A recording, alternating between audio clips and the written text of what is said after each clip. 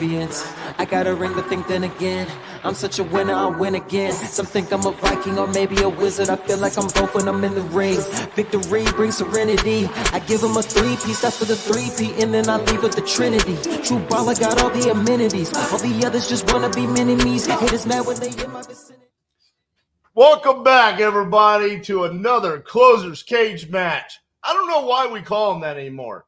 It's almost like we've gotten as lazy as our competition. We don't come up with any more titles. I mean, we're not actually doing cage matches here. We're actually just collaborating and having fun, bringing you guys the content that you want to see. You know, closers closing deals. Jerry, what's going on, man? Not much. I'm here in Montana, freezing, so I got my coat on, and I'm on my laptop. Yeah, I'm on my laptop, so hopefully I can navigate this pretty good. But love hanging out with you, RJ. Love doing the business. I love calling live. You know, hopefully, guys, we can bring you some high value and we can get on the phones. Hopefully you can hear okay. You know, sometimes we have some challenges that way. But really, I think, RJ, when people can see it in action, they can see mannerisms, they can see you working on your feet, you know, coming up with values on the fly, responding, overcoming objections. It's just, I think it's just such high value content to consume. Dude, I love doing it. I love doing it. I tell my team all the time, the easiest content for me to create is this. Calling sellers. I'm doing like the business. I'm like the ones where we have to have like a script and like figure out what we're saying and put together all the data points and stuff like that. It's like, those are hard. Yeah. These, it's like, hey, RJ, you want to go live with Jerry? Hell yeah, baby. Yeah. Sounds like an easy Thursday. And 2 hours goes by like that. Like, I'm like, what? We're done already? How are we done already? I know. So today is going to be different than every other time we've done this together. Well, the first time you did direct to agent, I did direct to seller. Then we've done a couple with speed to lead. Today, we're actually going to be doing LeadZolo. Have you ever used LeadZolo before? Yes, I did. I did another competition. Remember, you were a judge. I think wasn't Pace Morby's competition. Wasn't that also? Yeah, that had LeadZolo as well. LeadZolo, okay. Dude, you crushed it that day. That was fun. You got like 5 contracts, didn't you? Yeah. I took second place. So, you know. Sure. So did I in 2020. I mean, listen, there's what the judges say, and then there's what everyone else knows what happened. No, I'm excited for this. So for those of you that don't know about LeadZolo, their whole shtick is PPL, pay per lead, but they're generating it from YouTube. So these are YouTube videos that they're running. It's very easy to kind of understand how they're doing this. Imagine when you clicked on this video, there was probably an ad that popped up. LeadZolo is going to have an ad that pops up, and there you are. Sorry about that. No, you're good. So the ad runs, and it says, hey, do you need to sell your house fast?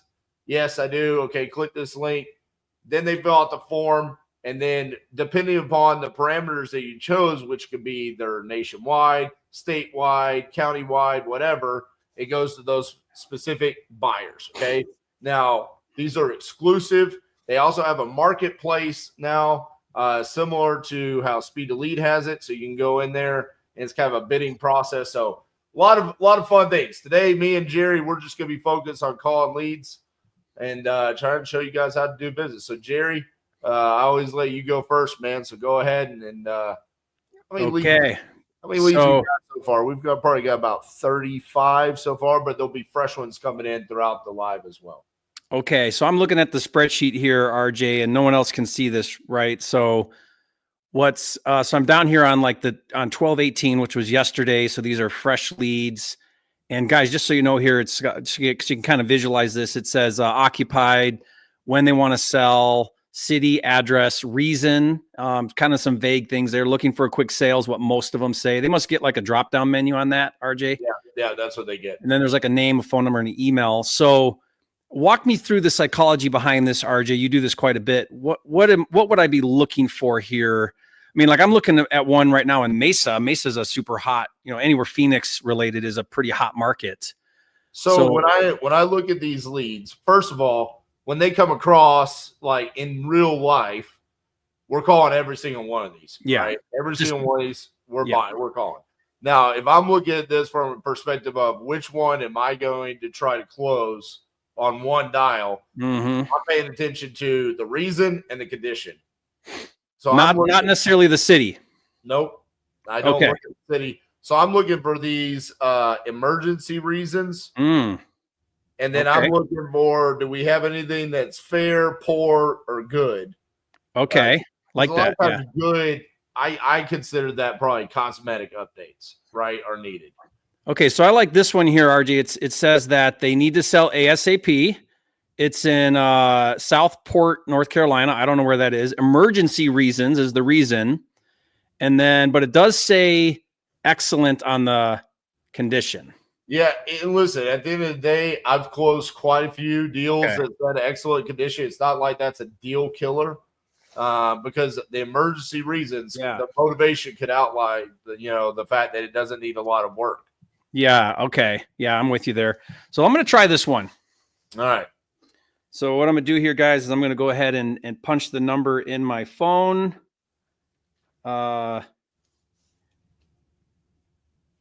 See if I can get this right. And then we're going to see if Lynn Edwards will answer.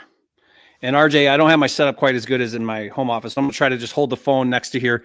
If it's not coming through, I don't know, maybe tell me or I'll try to do better about that, but I'll try to keep it close by. Your mic sounds pretty good. Okay.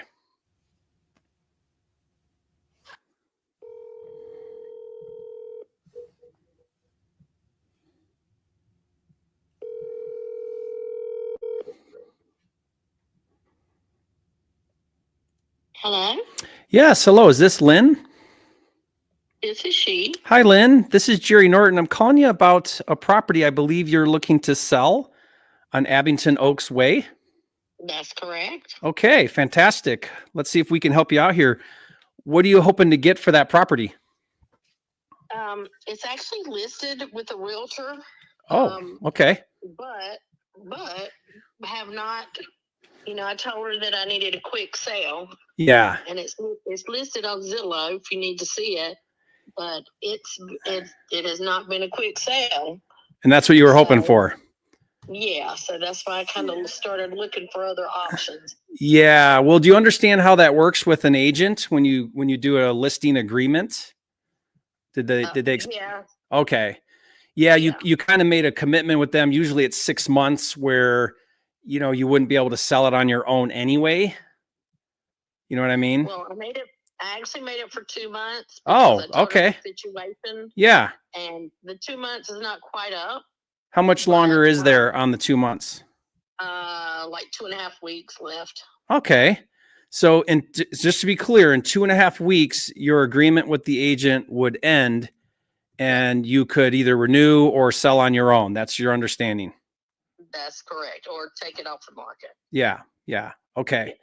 Well, then let's continue this conversation because, maybe there's something here we can do. I just don't want to have a conflict with your agent, and I would, I just want to do the right thing, So she is the one that I actually purchased the house from, but I've had some health issues and I'm having to leave and I'm going to Arizona. So kind of wanted everything to be taken care of. And I told her that ahead of time. That's why we did it for a smaller amount of time. Okay. She knew the situation. And tell me why you think it hasn't sold yet. What's your reason? What do you think? Well, it's just been on, it's been on a short amount of time. It's had a lot of hits and likes on Zillow, and it's priced under. But it is it's a new development. Yeah, I'm looking at that. Yep. Yeah, it's I've added a fence in the backyard. I've added new fixtures. I've added a sliding glass door. I've done some upgrades. But it's basically like new. I'm one person and a dog. Yeah. So anyway, just not really sure. I don't know if it's interest rates. I don't know if it's time of year because our weather is not lovely right now. And this is a beach area. So I don't know, to be honest. They are building more houses. I do know that one with this exact floor plan sold for $304. I found that on Dream Finder's website. And they've got a couple other listings that are kind of similar homes for like in the 280s. I paid $260. I know if I'm in a rush, I'm not going to be able to get $260, but with realtor deductions and all that, I felt like I would come out about $240 if I got lucky.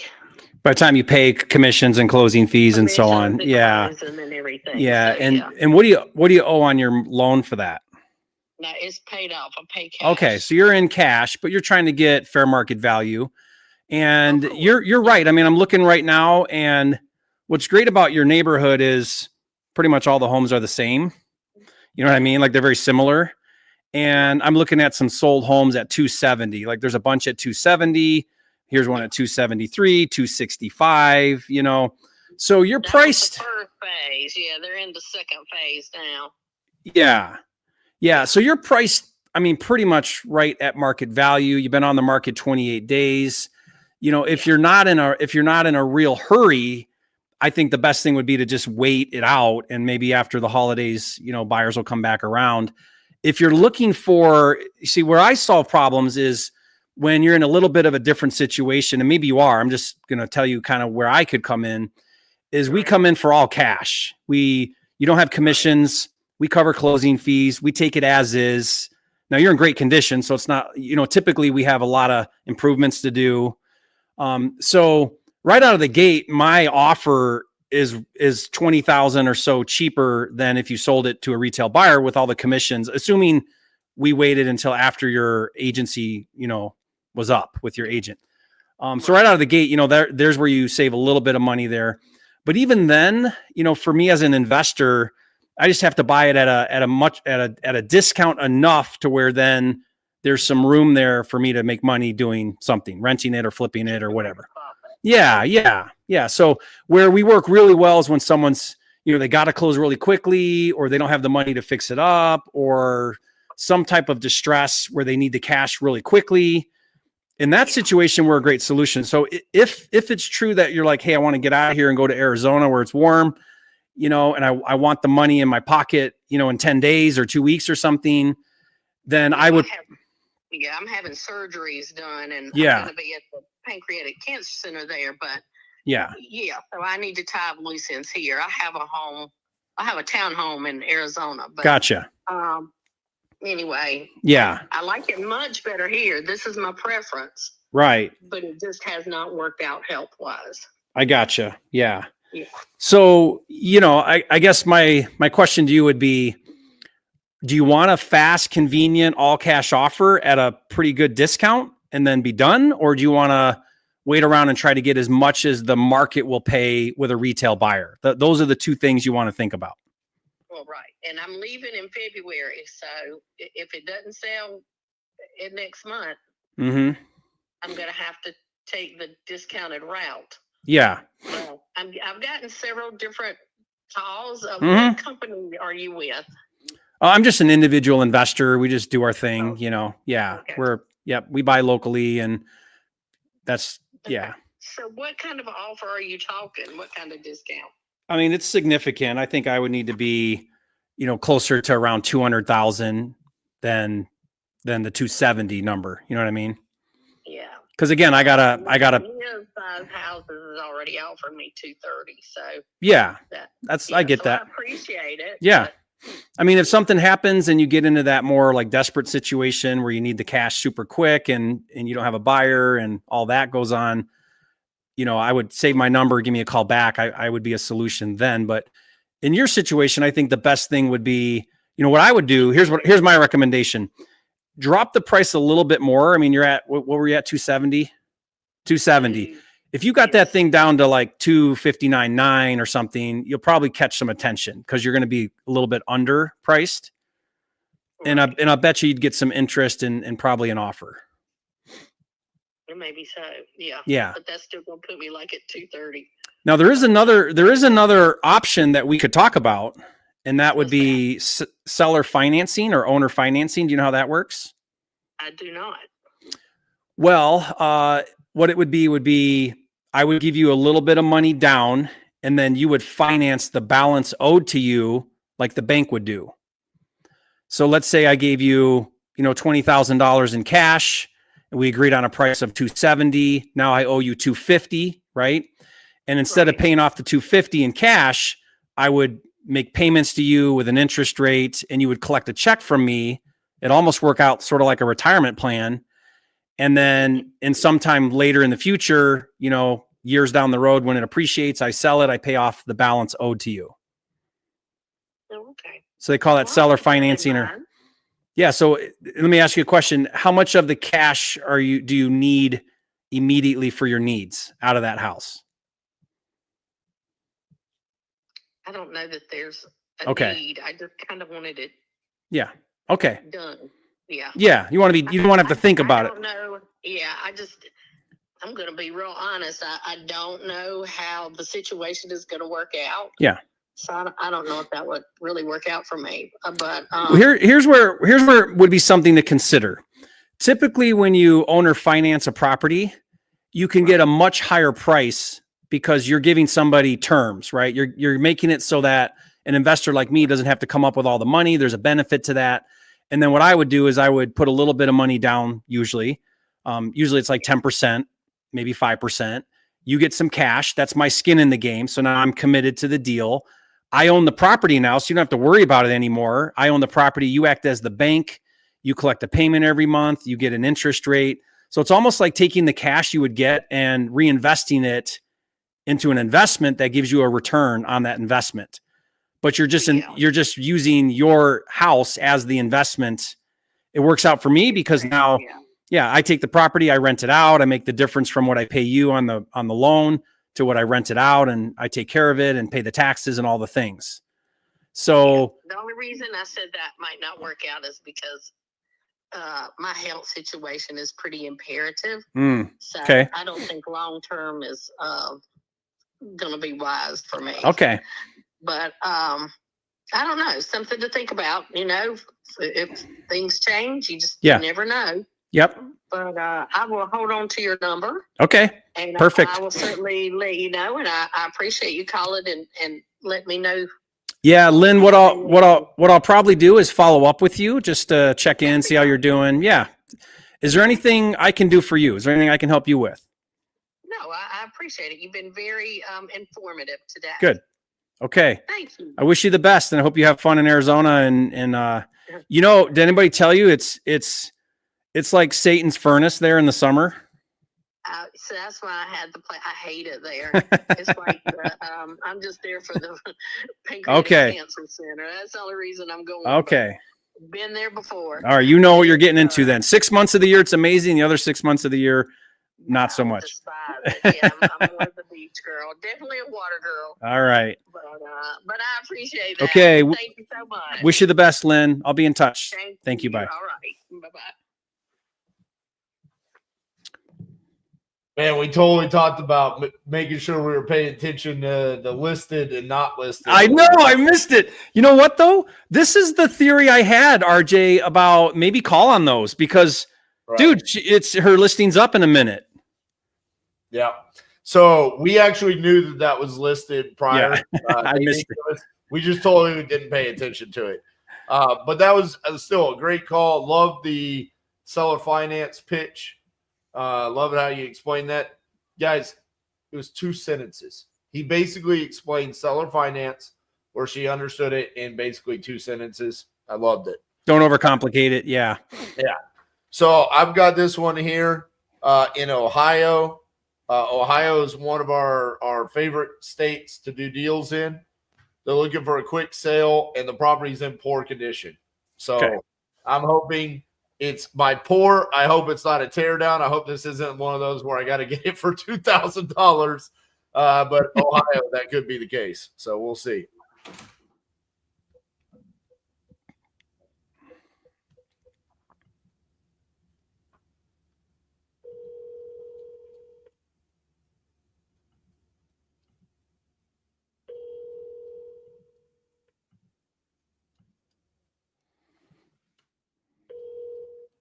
Yeah, Jerry, I think that lead would have cost nothing, right? Hi, is Blake there? Hey, Blake, this is RJ Bates calling about your property there on Church Street. Looked like you had filled out a form on my website saying that you were looking to sell that. Is that correct? Yeah. What website was it? I think you saw a video on YouTube. Went to my website about selling your house. Does that ring a bell? Gotcha.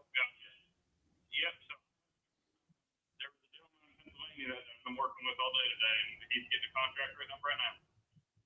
Hot damn. He beat me to it, huh? Yes, sir. Is his name Eric Brewer? Oh, shit. Let me look real quick. If it His name's Ben. Benmont, better not be Benmont. If it's Benmont, I'm gonna go beat him up and tell him I'm taking it. He never told me his last name. I can remember it. So.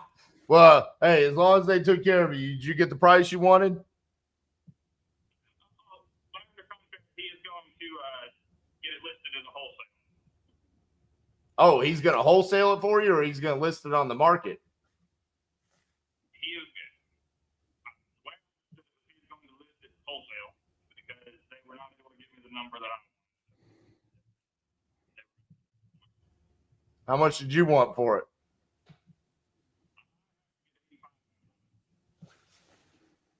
So you got to get 85. So he's going to give you 85, and then he's going to go try to sell it for what, like 95? 92. And how much work does it need?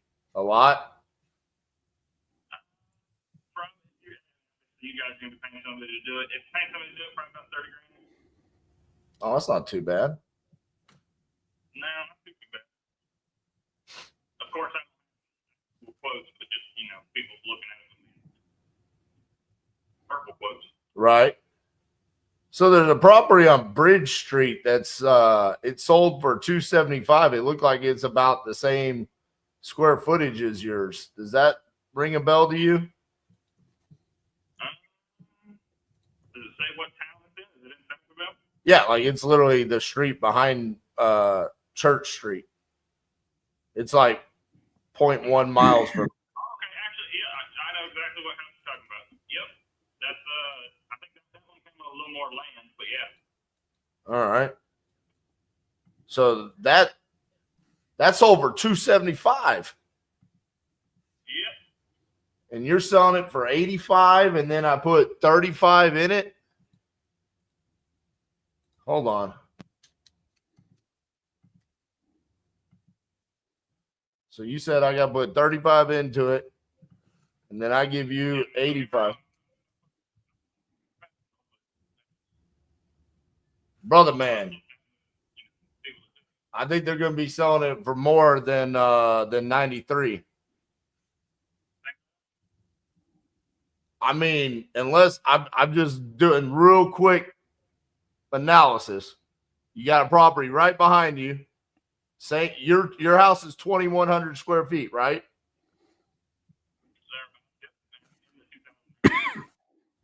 So Bridge Street, 2,100 square feet, right behind you, 0.12 miles away, sold for $275 in June. I mean, even if we had to go to $55,000 in repairs, if they give you $85,000, that leaves $92,000 profit for the end buyer. That seems. I do a lot of wholesaling, my man. I've done a lot of flips. That seems pretty aggressive. I don't know if you're coming out on the right end of this. Numbering it up and everything. Right. So walk me through when they called you, did they ask you how much you wanted for it? Yeah, so I said 90. You said 90. Yep. And so they said that's too high. They can't flip it. So they want to wholesale it. They got you down to 85. And now they said I appreciate the fact that they were transparent and being a wholesaler. Most people don't do that. So that's pretty cool. They might actually have learned something from me. And so, and then they told you the price. I mean, it's pretty good. I want to make sure that it's a wholesale deal, though. They're not trying to do a novation or anything like that. It's actually, they said wholesale. So he would list it in a program that they've got, and Oh yeah, no. if they would sell it for 50, and I wrote up that I wanted 85, then he would get 5,000. That's where he would make his money, and then Let me ask you a question. Was the program called the Equity Protection Program? he said that there was a huge program that they had with loads of buyers that he would be able to list it through. Oh man. They learned like half from me and half from somebody else. All right. So Rich Street. You know Rich Street? Right down the road from you? Look it up. Good. It's up north of you. They got a cute little house there that's listed. It's under contract for 143. Why did this Bridge Street sell for so much?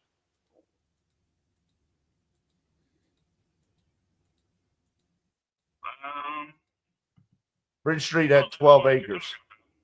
Bridge Street had 12 acres. That's part of why it went for so much.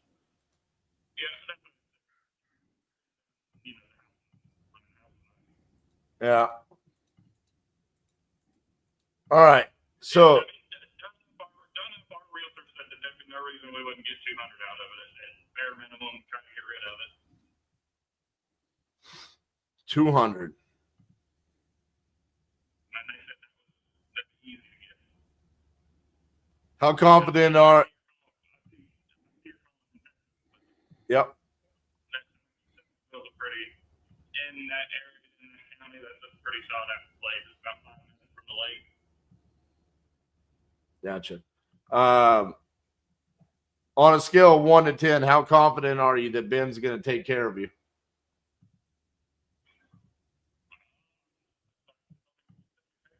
Look at it, and that was kind of that wasn't one of the options. It was 1 to 10. You said I don't know. If you gave me a high number, I was going to say, all right, man, well, call me back if it gets squirrely. But I don't like taking deals from people. You know what I'm saying? But I also don't want you to end up screwed, and then you call me back 60 days from now. You know what I'm saying? It sounds to me like they're either going to – I'm still confused. If they said the word wholesale, that makes sense. But if they're doing a novation, then they're going to try to get you to sign paperwork where then they're going to turn around and list it on the MLS with a realtor. And so that's what – which would make sense with what you're saying, because he said that, they have to do it selling and all that good stuff. yeah, they're doing a novation. When he said it, I was like, well, for her to wholesale it, It's off market. deals and you roll with it. Yeah. So like it's vacant, right? Reason for selling is travel work, so we ended up having to go a little bit quicker than what I thought. So see, like the difference with my company in comparison to what they're doing is they're probably going to want an extended period of time to list this on the MLS and then try to maximize the amount of profit that they're going to get from getting some sort of retail owner occupant buyer.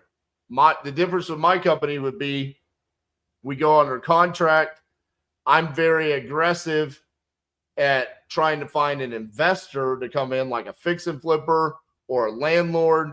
I have systems that I use for that that are not realtor related or anything like that. It's literally marketing wise. Like we are email blasting, text blasting, picking up the phone, calling people that we've done business with before in Ohio. And we're saying, hey, here's the deal. These are the numbers. This is what the property could be worth. This is what you need to put into it to achieve that value. And we get that done, and we try to get the deal closed in like 3 to 4 weeks. I think what you're signing up for potentially with Ben is going to be a much lengthier process. What you said sounds a lot more like wholesaling to me. What I told you is I am wholesaling. That is exactly what I'm saying. That sounds a lot more like the description of wholesaling than what I was told. Yeah. He set up like January 30th or something, far out in January as like a closing date that we wanted to shoot for. And Yeah, I mean, I'm talking about, I would put this out. If I were to send you a contract, I would put a closing date of January 17th, which is a Friday a month from now, and it's on or before. And we would also be transparent with you about what's going on. What's the feedback that we're receiving from the buyers, right? So we're going to get pictures of the property.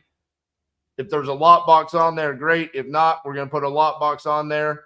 We're going to call 3 to 4 known buyers, send them out there. They're going to say, yeah, we'll take it. It's first come, first serve. We don't do bidding or anything like that. So we're going to slap our number on there. First person gives it to us. If they don't, we're going to ask for their feedback as to why, and then we would communicate that back to you and say, hey, we can either keep marketing this or we can cut our ties and move on after a couple of weeks.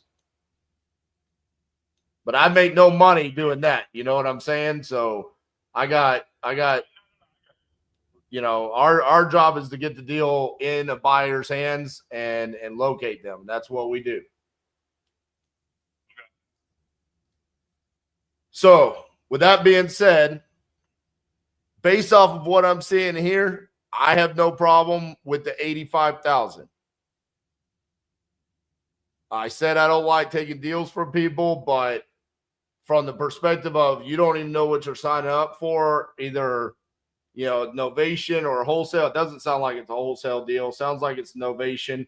They probably masked it with white glove equity protection program or something like that. I don't like that stuff. I have a YouTube channel. I preach don't lie to sellers. Just tell them straight up what you want to do. If you want to do a novation, say the word novation so they can Google it and know what they're doing.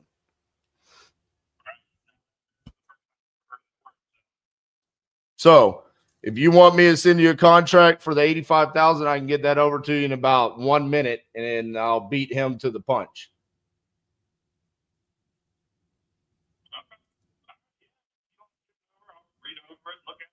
All right. Let me see here real quick. I just want to make sure I got your email as do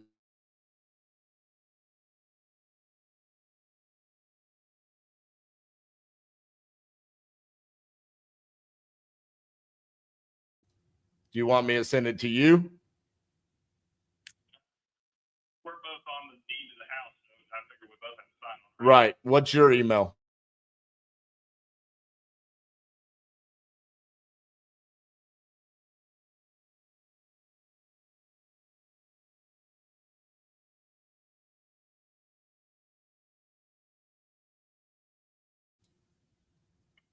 All right. I'll get that written up, and I'll send it over to you here shortly, okay? Thank you, Blake. Bye-bye.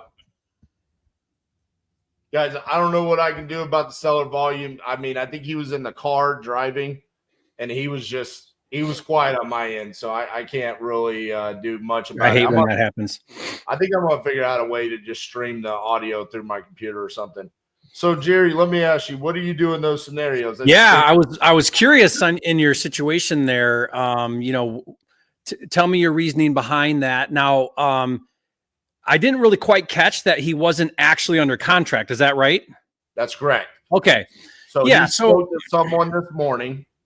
He thought, I really wish y'all could have heard him if y'all couldn't hear anything. He said, guy's sending me a contract to wholesale the property from Pennsylvania. And I said, he's going to wholesale it. And he's like, yeah, he said he's going to put me in his program. Mm-hmm. Yeah. And I was like, okay. I saw in the comments, some people were saying, hey, it could be investor lift. So that's why I was saying, did he say wholesale? And he said what it sounded like he was describing was wholesaling, but he said he's going to send it to his network of buyers, and he has to have reasonable access for showings. That's Eric Brewer's pitch. Yeah. Picture perfect. It's a novation. Yeah. Yeah. So the way I look at this, RJ, is he wasn't yet under contract, which means it's fair game. You know, like you're not trying to get that. You weren't asking that seller to go around his other contract or throw that in the garbage or terminate it or anything. He hadn't signed yet, which means it's open game for anybody. Yep. And then I really liked how you kind of showed the value you bring. You helped him kind of understand apples to apples here. What am I looking at over here? And what am I looking at with you? So he can make an informed decision. So yeah, I think that's fantastic. I didn't quite catch all of that. So that's really good that you explained that. Yeah. Audrey, I would if I had a question. I didn't have a question there. I could clearly see through prop stream that both him and his wife were on the deed. I already had his wife's email. I got his email. And through that process, he also verified that they were both on the deed. Also, no, I do not mask the area code. Again, he said that if you guys could have heard his audio, it sucks. Y'all couldn't hear that. He even said, I see you're calling from Texas. It's just not an issue. I mean, the other guy is in Pennsylvania. The property's in Ohio. So Pennsylvania, Texas, I mean, I guess you could drive from Pennsylvania to Ohio a lot easier, but still different states. Yeah, RJ, I would say before we move on, like Patrick Real Estate's question there, I throw other wholesalers under the bus all the time because I don't think that they're legit. I don't think that they're the best thing for the seller. And I think they're going to be backing out of their contract. That's a lot of wholesalers in the marketplace. So when a seller says to me, well, I got this offer here from another buyer, I'll often say, well, okay, have you signed that yet? No, you haven't. Okay, well, if anything, do you mind if I help you understand what that offer is? And then I'll go through with them. Okay, what are the terms of their offer? What are their contingencies? Like I just educate the seller. And then I will often use terms of a contract to help that seller understand why me or my offer or my system or my process or whatever is better. And that's exactly what you did, RJ. You said, look, here's how I play. Here's how I do the game. I am going to wholesale it, but here's why you should consider and think about going with me versus them because I bring some more value than what they're telling you. Let me also say this, Jerry. Just because I've been in this game for a decade does not mean I'm so far removed from remembering how one deal would change my life and how bad I needed that. I'll never forget 2014 getting a deal closed in December right before Christmas. Mm-hmm. And because of that, I was able to buy my 2-year-old Christmas presents. So for me, every single one of these calls, yeah, it's fair game. It's not under contract. It's a dog eat dog world. Yeah. It's either I win it or someone else gets to eat.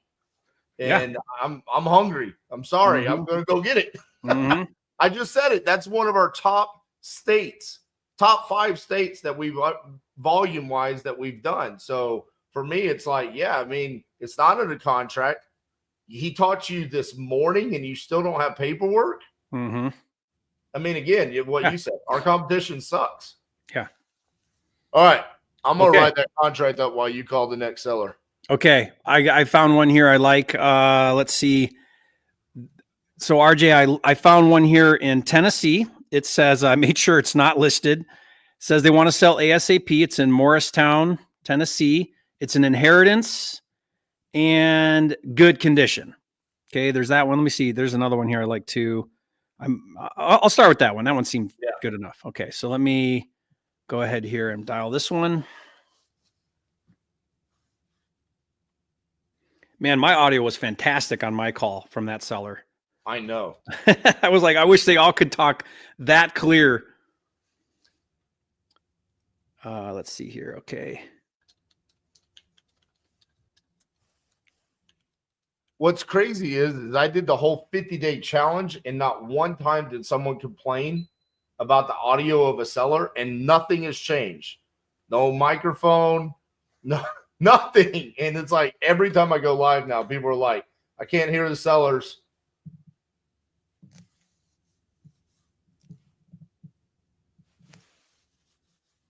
Yeah. Okay, here we go.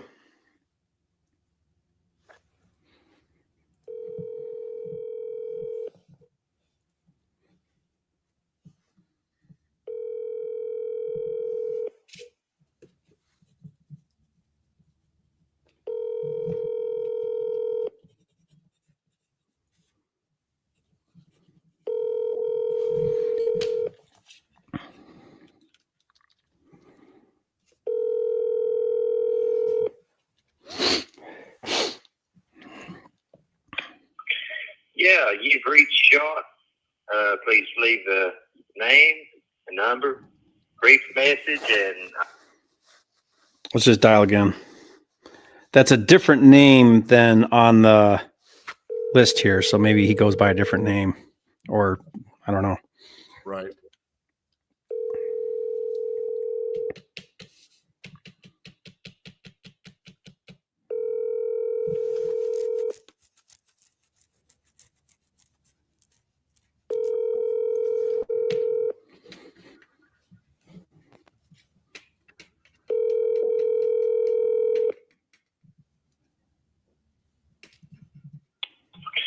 yeah, you've reached Shot.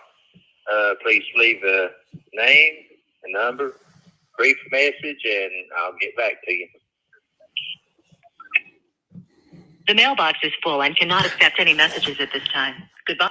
All right. I might take the time to text and stuff, but I just keep moving along, RJ, so we keep the Yep. action going here. I'm going to call on this one in Springfield, Illinois.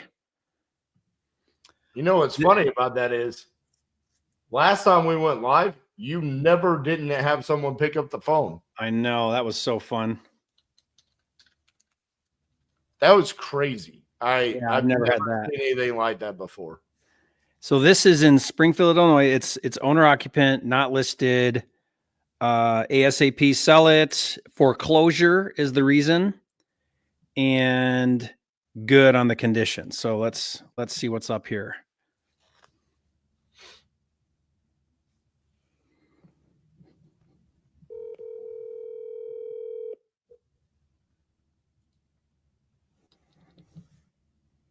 Please leave your message for 21. Let's call it again.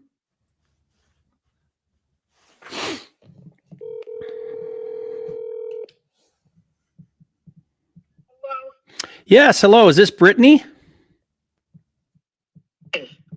Brittany, hi. How are you? My name's Jerry. I'm calling about a property I believe you're looking to sell on North Grand Avenue. Is that right? Yeah. Awesome. Well, let me see if I can help you out. What are you hoping to get for that property? Well, the retail is 138, I think, Uh-huh. and I'm wanting at least 100. You want at least 100. Okay. I mean, livable. I just need to clean it up. Yeah, gotcha. Okay. And my notes here from my team say that this is a foreclosure situation. So what's your timeline look like on this?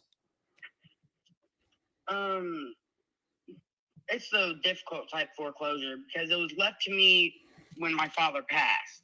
Okay. So no one knew about a mortgage. I see. And my dad had it where it was automatically drawn out of his account. So we weren't getting mail. Okay. Has this gone through probate then? No, nothing went into probate. Okay. Like, it was a death out of nowhere. And me and my brother don't know what to do, really. Oh, I see. How long ago did that happen? A year ago. Okay. Sorry for your loss. That's tough, especially if it's sudden and not, planned. Or, you didn't know it was coming. That's hard. Yeah. So this is your dad's property. He passed a year ago. Yes. And it's still in my father and my mother's name. She died 4 years ago. Okay. In the back. Yeah. So typically in this situation, just so you're aware, this has to go through a probate process, and they'll be appointed someone over the estate, and they'll, work with creditors, and they'll get to a point where they can then sell this property. So None of that's happened to your knowledge. No, and there's no argument over who gets the property. Me and my brother are the only people. Yeah. And we're splitting everything. Yeah. Liam, shut your fucking door. Does you hate it when they leave the door open? He keeps opening it. I forgot to put the child lock on. Okay. Well, we may have to work through some of those issues and figure out, where this is at in the process. Like, I'm on the mortgage.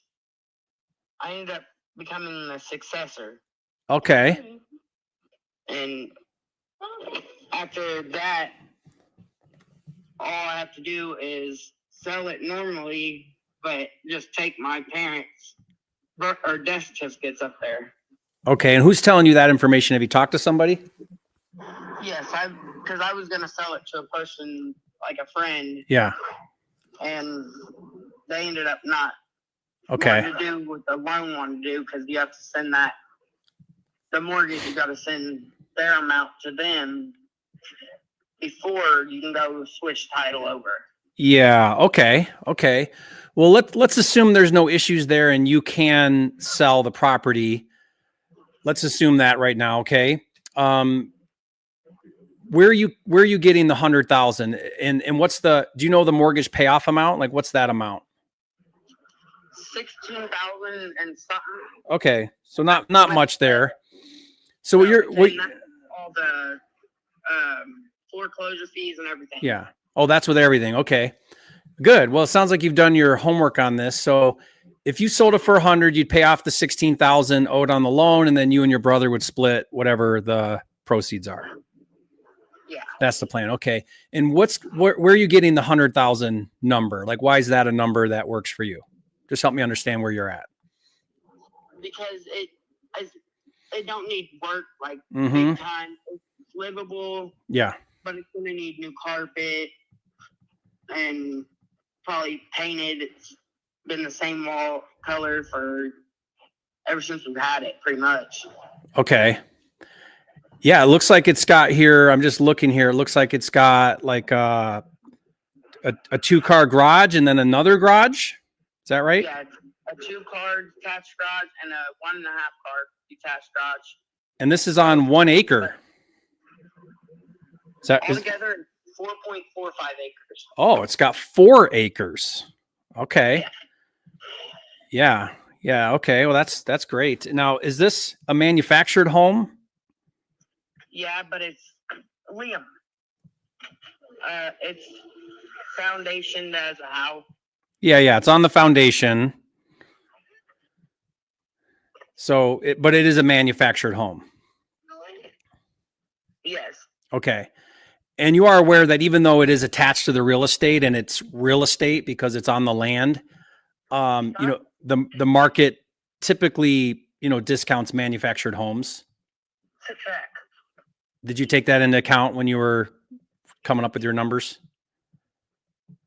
Liam, sit back. Yes. Okay. And tell me your square footage. I don't see that here online. I don't exactly know. I haven't. You really do. Okay. Done the But it's thing. but it's I three. have the paperwork, but It's 3 bedrooms and 2 baths, right? yes, 2 full bath and 3 good-sized bedrooms. Okay. It could be 4 bedrooms because if I was to keep it, I was going to turn the living room into a bedroom and the living room. Mm-hmm. The living room's half the size or half the length of the house. Yeah. Yeah. So I'm going to guess it's probably around 12 or 1,300 square feet. It's got the feel, like that kind of feel to it, Yeah. To me, it feels like it's 2 mobile homes put together. Well, it's probably a double. Yeah. But you're certain it's 4 acres because here it says it's 1.8. Is there another lot that comes with it or something? 3524 and 3526. Okay. Okay, I got you. 3524 might be the 1 acre. Yeah. Yeah, I mean that's definitely going to give it some boost in value. You know, there's not stuff over there at all. I have no neighbors behind me, Yeah. on either side of me. Yeah, but And- you're still close to the action. You know, you're not far off from town and stuff. Yeah. To be honest, I shoot 12 gauges out my back door. Right out And the back door. Nothing comes. I do that too. What do you shoot out your back door? Just target practice. To a Oh, tree. okay. You're not shooting like the neighbor's cat that's on your property or anything? No, there ain't no. Like, really, there ain't no neighborhood cats or anything. Okay, that's great. All right. Well, you know, I'm looking at this number you want 100 for it. Is that the best you can do? Like if I say if I send you over an agreement, we close in 30 days, it's all cash and you don't have to do anything. So don't even worry about getting rid of anything you don't want to get rid of. I mean, as is, you don't have to fix anything, none of that. What's the best number that works for you? Would 80 sound good? If I can write you an offer for 80, you would sign it and pull the trigger and we'd get this done. Is that what you're saying? Yes. Okay. Because I'm to the point I don't want to lose it to the foreclosure. Yeah. Because then I'm losing completely. Right. But Yeah, definitely. You would lose the whole thing. So I don't want to sell it. Yeah. And again, did you have your foreclosure date? Like, do you know when that foreclosure auction is set for? Have you heard? It's still in court right now. Okay. So they haven't given you a date. No, and they just sent me the finalized, or not finalized paperwork, the payoff paperwork, because I was gonna sell it, but the guy backed out. Okay. And it didn't say anything about a date that stops at the foreclosure or anything. Mm-hmm. Okay. Well, I'll tell you what, I'd love to get something done with you, Brittany, and I'd love to help you out, and I'd love to prevent you from getting that foreclosure on your record or on your, happen and then lose the whole thing. So let's go forward and do this. I'm going to send you over an agreement for you to sign in your email. Let me double check that I've got the right email.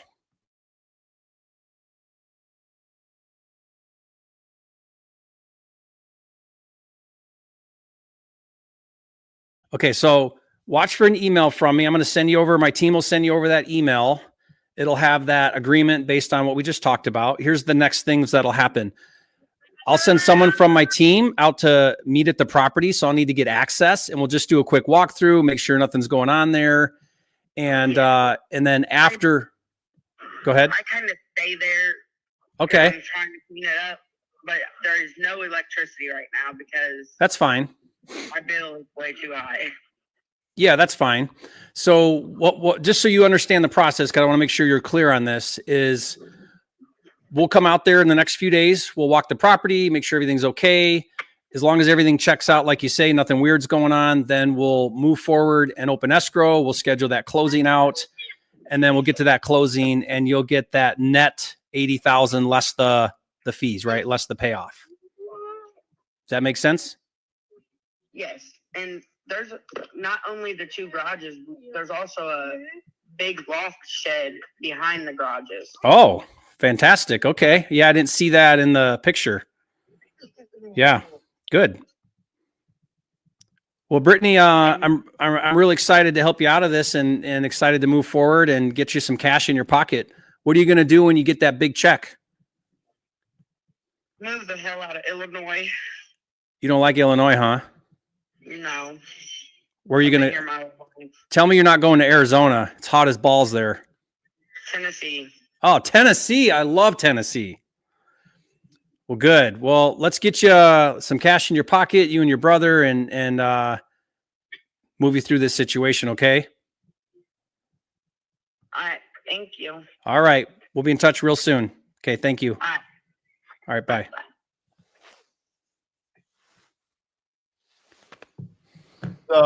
It's going to be 22 degrees tonight in where she's located. No, thank you. She doesn't have electricity, man. I mean, listen, you and I, we come on here, we do these lives We show people how to have these conversations. We're also pretty bullheaded about how we think things should be done. Mm-hmm. I did something there a little different than you do, didn't I, RJ? I mean, would you have done that move? Hold on one second. I want to finish my thought here. Okay. We're stubborn about how we think this industry should perform because our chosen career path is currently under fire. Where people are saying, in fact, in this state where this deal, there are regulations against wholesaling. Yet this woman inherited a property, is currently living in it. She's facing foreclosure. She has no idea what to do. And she doesn't have electricity. And she doesn't want to live in the state that she's in, but she can't move. She doesn't have money. Yet she owns a piece of real estate that she can cash in. Now, here's my thing. With all these regulations that they try to bring down on us, my question is, if realtors and real estate agents are supposed to be the solution, why aren't they already the solution for people like this? Why aren't they doing marketing? Tell me the realtor or real estate agent out there that can tell you how to do marketing to help distressed sellers. They don't want to help that seller because the check is low. It's low and there's no power on. It's going to be hard to show. There's going to be stuff in there. They're not going to make much money and they're not going to do it. They're not going to put any effort into it. Dude, she was crying at the end. Yeah.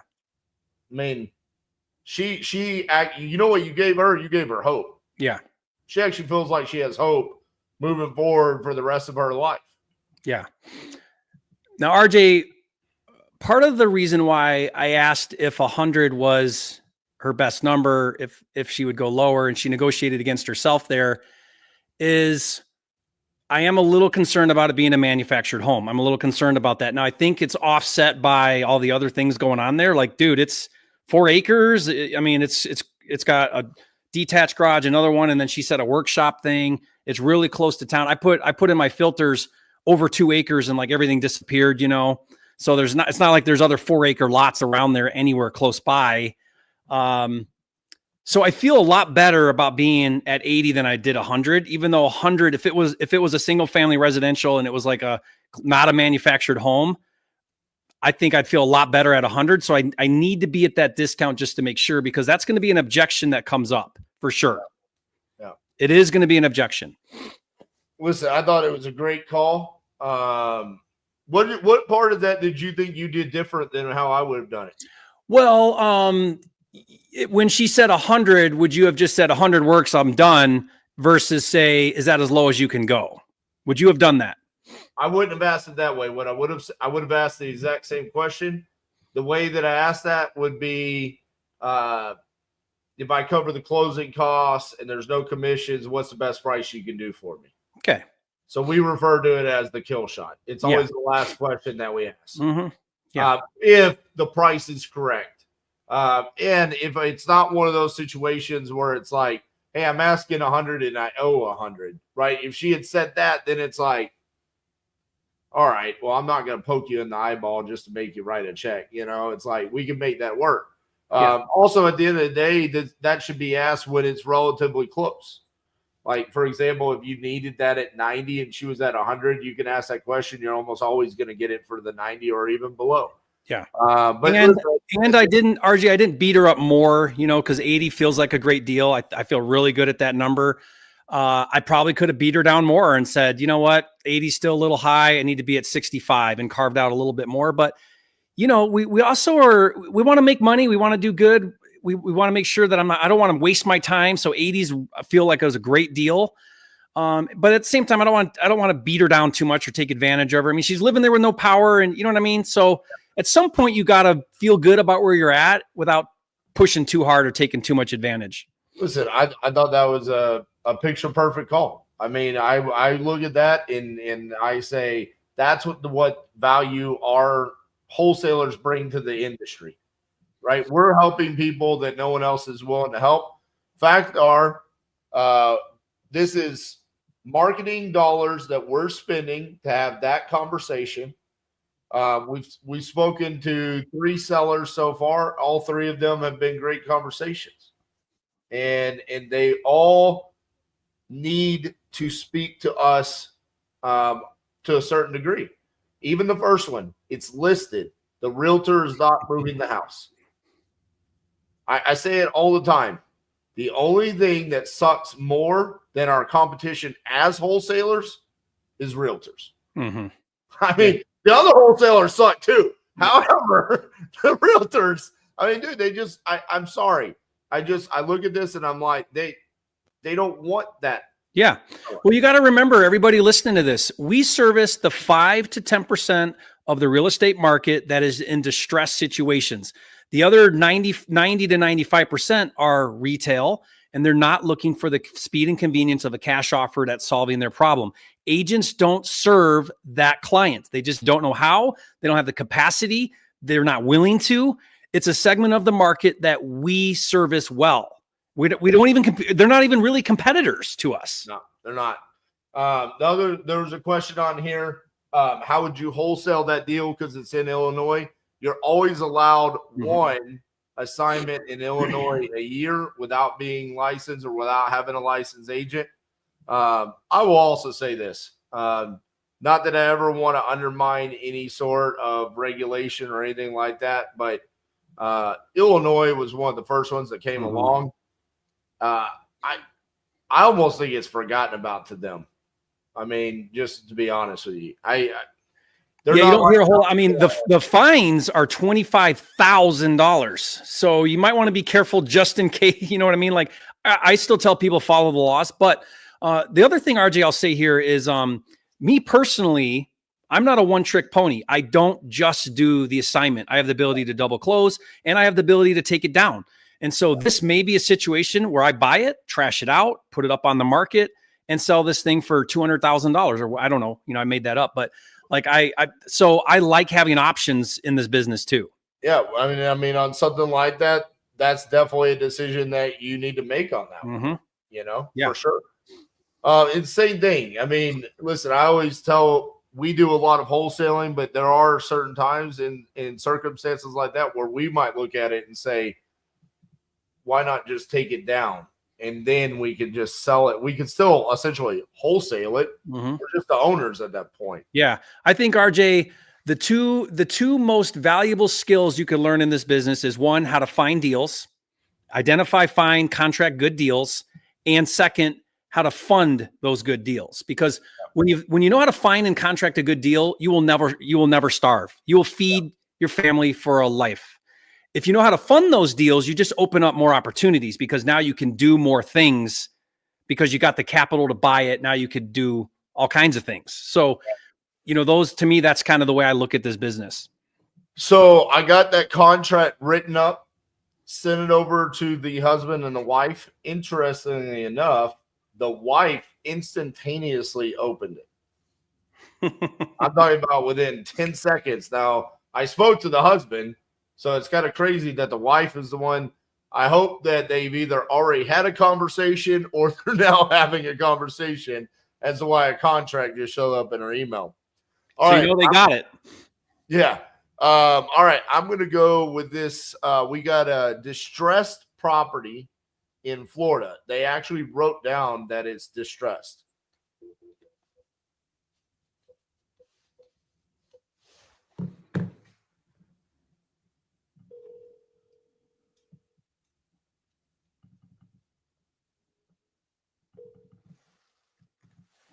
Your call has been forwarded to an automatic voice message system. You know, I just noticed on this that was listed.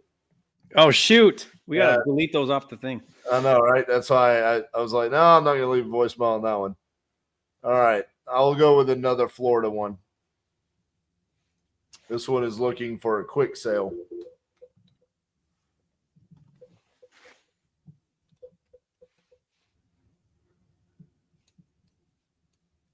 Your call has been forwarded to an automatic voice.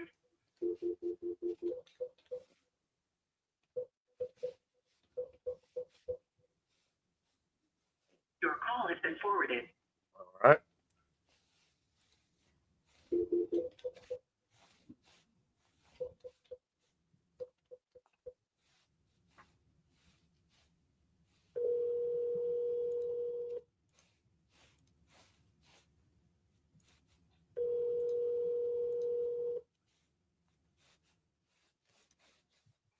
leave your message for 95.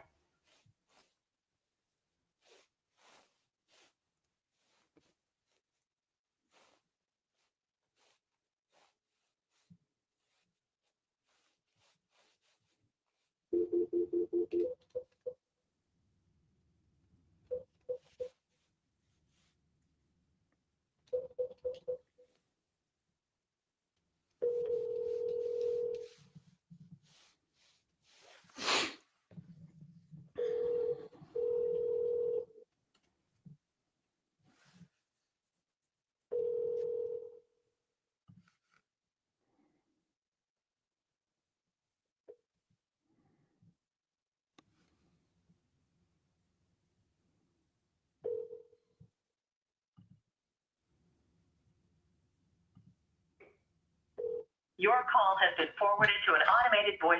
Well, I'm just killing our answer rate over here. Picking all the right ones.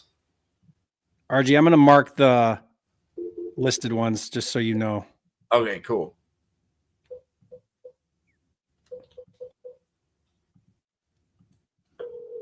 Your call has been forwarded. It's Insta voicemail over here.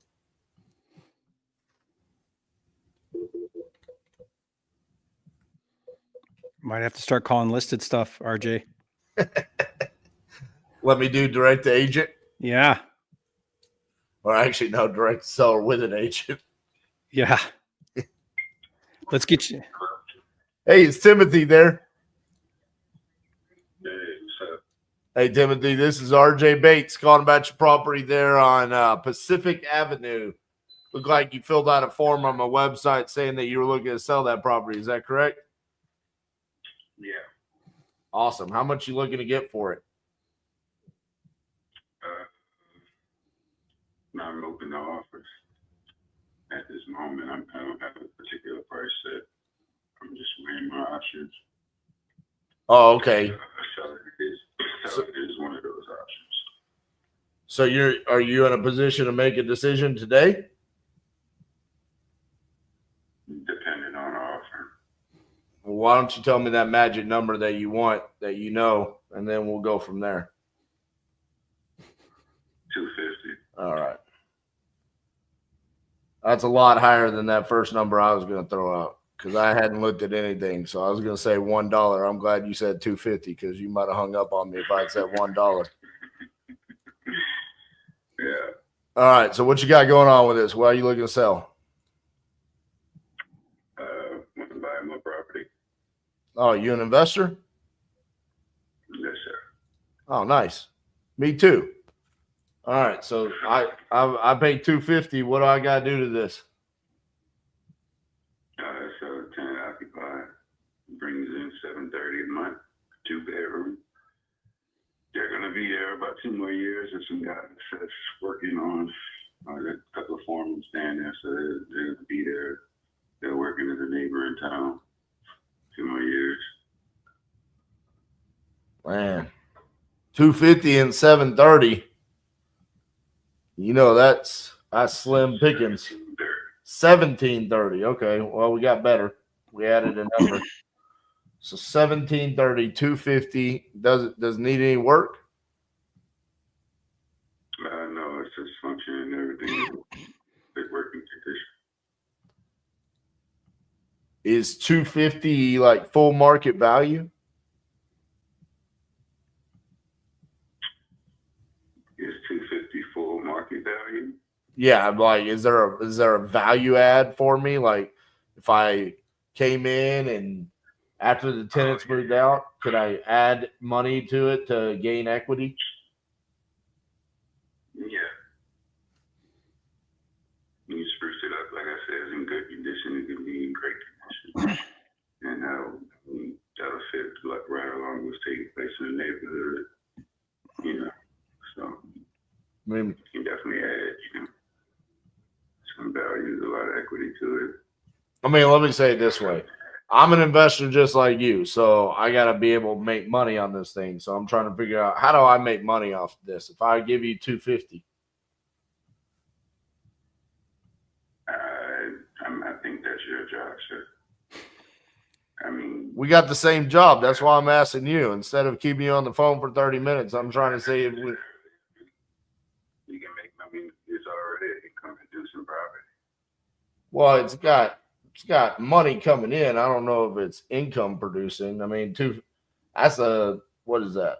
Like 0.75% rental. I mean, 1%, even at 1% rentals are pretty tight. How about you call me back when you're ready to make an offer? You know, I'm eating right now. You can save all that other stuff you talked about right now. All right. Well, I mean, it ain't like I took too much of your time. It was 3 minutes. All right, brother. He gone. Man, I love those investor conversations. Me and you are the same on that, Jerry. Oh yeah, no beating around the bush. No, there's no rapport. Like you got right to it. Like, dude, how am I going to make money? Right. Like, what are we talking about here? Well, first of all, this is in New Orleans, and I'm looking around the neighborhood, and I have comps that range from 10 grand to 600,000 in a 0.25 mile radius. So I'm like, dude, what am I doing? I mean, 250, he said it's rented out. I swear he said 730, but then he said 1730. So even at that, I mean, it's not. And he's like, I want to get my money so I can go buy more properties. So, yeah, I mean, that ain't going to be the one. You want to try another one, or what do you want to do? No, go ahead. Okay. He found one. He said, why don't you call me back when you're ready to make it? Yeah. RJ, I had this one investor that I was talking to very similar to that.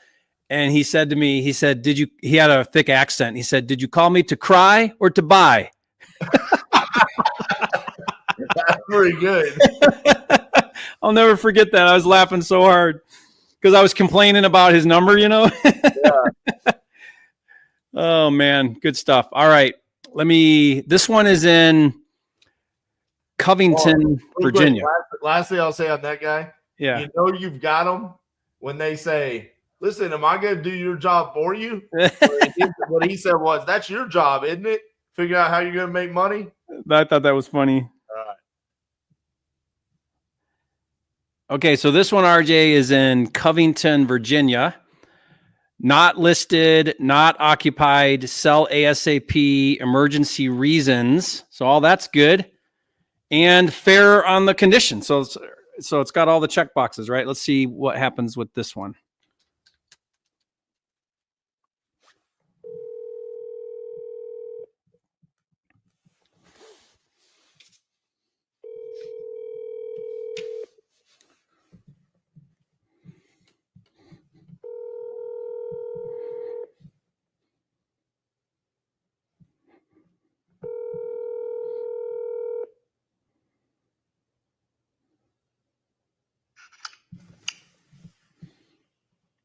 Hello.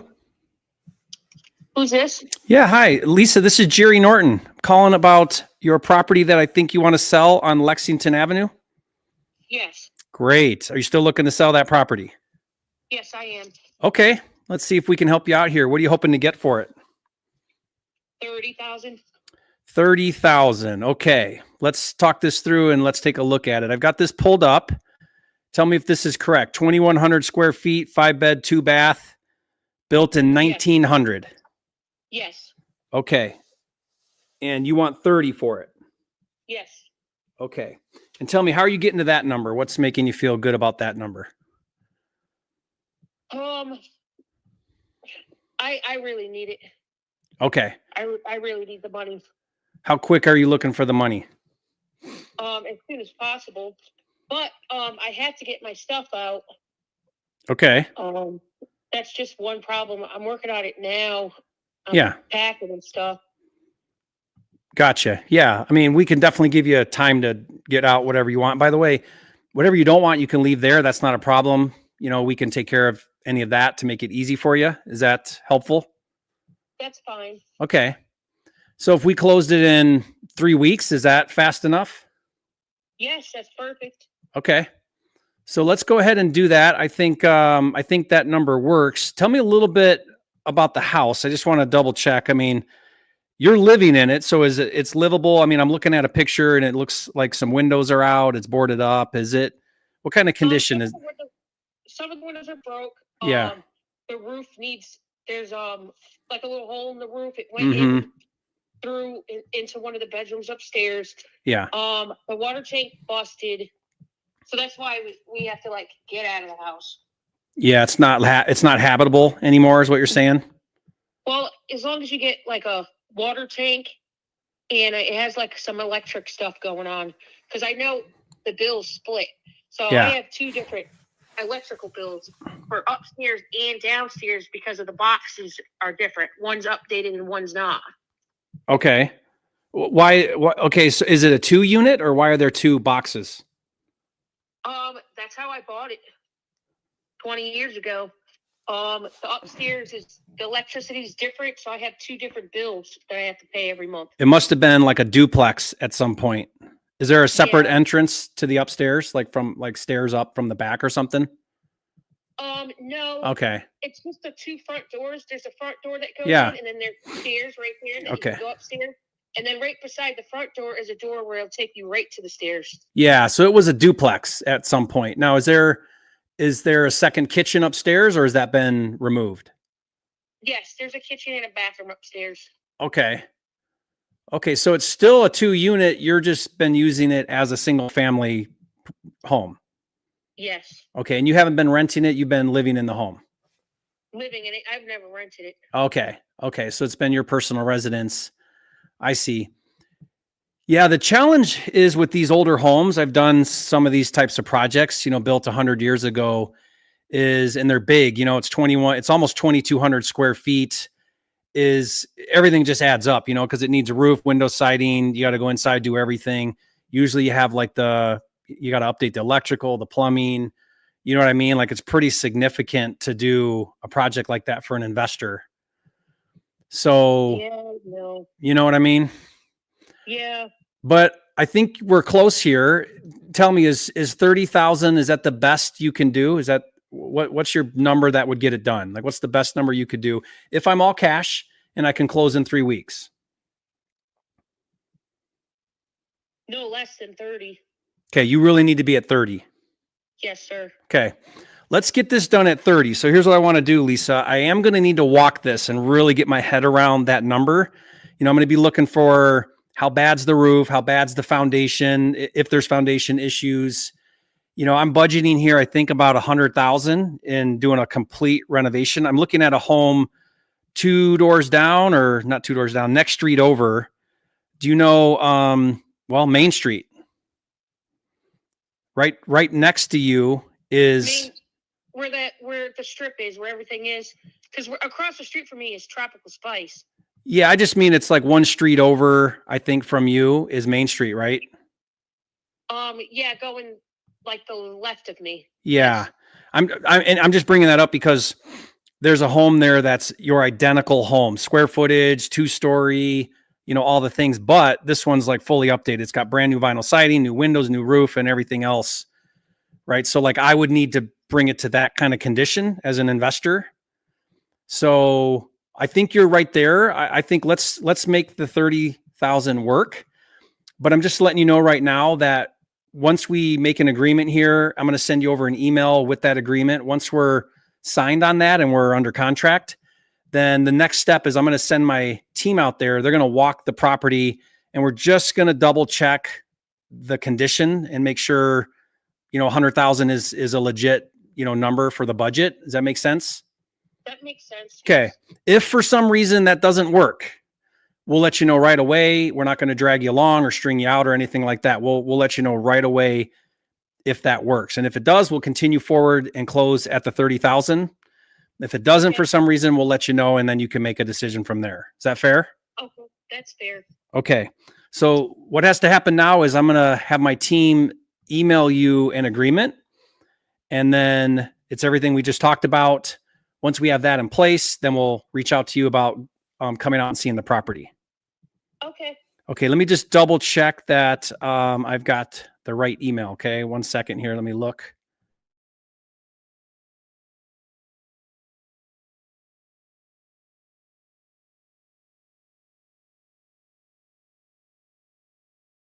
Okay, perfect. So look for an email there, and we're going to get that over to you right away, and then we'll move from there. So Okay. Glad to be able to help you out here, Lisa. Thank you for reaching back out to me. Yeah. I've been getting a runaround with a lot of people. Oh, you have? What have they been telling you? Yeah. Well, I mean, I had someone who wanted to pay cash for it. Okay. And then it fell through because he couldn't get up the money. His business partner bailed on him. And this was someone personally I knew. Oh, okay. So it wasn't another investor. It was just somebody you knew. No, this is the first time I'm actually Okay, going good. through an investor. Yeah. Well, we perform. I've been doing this a long time. We'll come through. Everything I say we'll do, we do. And like I said, if for whatever reason that condition of that big home stops us from being able to do that, we'll talk about it and we'll make sure that you're doing the next best thing for you. Okay. Okay. All right. Awesome, Lisa. Thank you. Excited to work with you. Okay. Thank you so much. All right. Talk to you soon. Okay. Bye. There we go. Good stuff. Yeah. There's a nice comp for 180 right next to her. So real quick, there at the end, this is a classic example of the other side of what we were just talking about. Yeah. The first seller said 100K. You said, hey, what's the best price you can do for me? 80K. This one, 30K. You said, hey, for these reasons, said, what's the best price you can do for me? She says 30K. Mm-hmm. You still ask, but it is what it is. And notice what I did there, RJ. I mean, I've done these 100-year-old homes. I mean, they're monsters. That thing could be 150 in rehab, and then the deal doesn't work. Right. So I never want to string along a seller. That's being dishonest. It's being manipulative. It's being deceitful. What are all the other words I can use? So I like 30, but I haven't seen this big old monster, right? It's a 2-story, 2,200 square feet. I mean, this thing is probably going to need a lot of work. I feel better that she's been living in it, so it's not totally run down and, leaking everywhere and stuff like that. So that gives me a little bit more confidence, but I set the expectations really clear. I said, we're going to come out. We're going to make sure that this works. If it doesn't, we're not going to string you along. We're going to tell you right away. I prepped her for a renegotiation if one is needed. If one's not needed, then we move forward and we get it done. Yep. That's what Nick said there too. Expectations on point. All right. So Stratton Brown says RJ Bates is a one-man show who doesn't know how to close deals. He just funds the short sell queen's evil doings.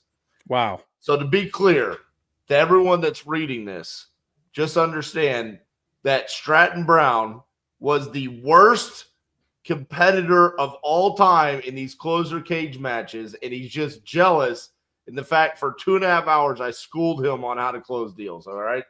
That is why Stratton Brown is saying what he's saying right now in the chats. Wow. Just throwing that out there. All right. Good stuff, man. What does that make you? I mean, you've spoken to what, 3 sellers and 2 are deals, and then the other one was because it's not listed. She's going to call you back, right? Yeah. I'm batting pretty good today. Yeah. All right. I guess I better close another one. Jeez, man. I thought I was going to get off easy with just a 1. You're ah.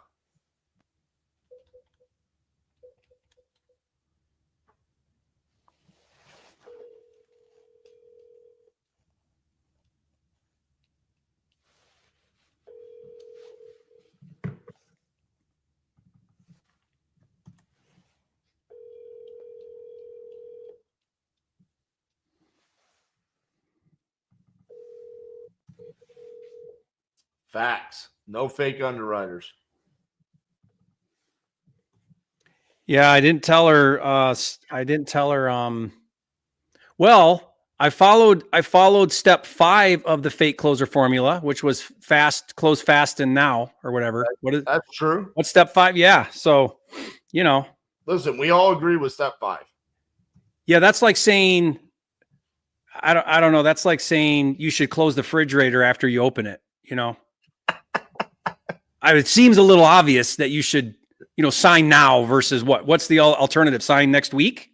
Yeah, I don't know. But I don't know. It's a good step. I agree with it. I think we all agree with it.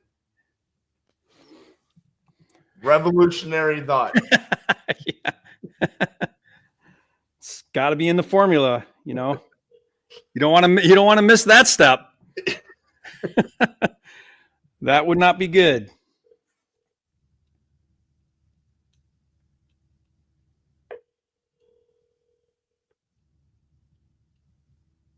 Your call has been forwarded. You know what I wanted to get? I went live on Tuesday talking to sellers, and I told my team, I said, if I get one of those cool landlords, cool investors that are just, they know the game, and they're like, hey, I'm giving you a deal. These are the numbers.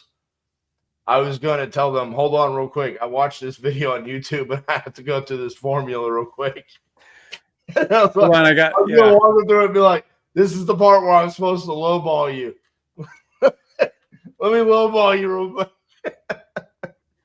Yeah. Well, first I got to qualify you. Yeah. I'm in condition. Oh, man. All right. No fake underwriters here.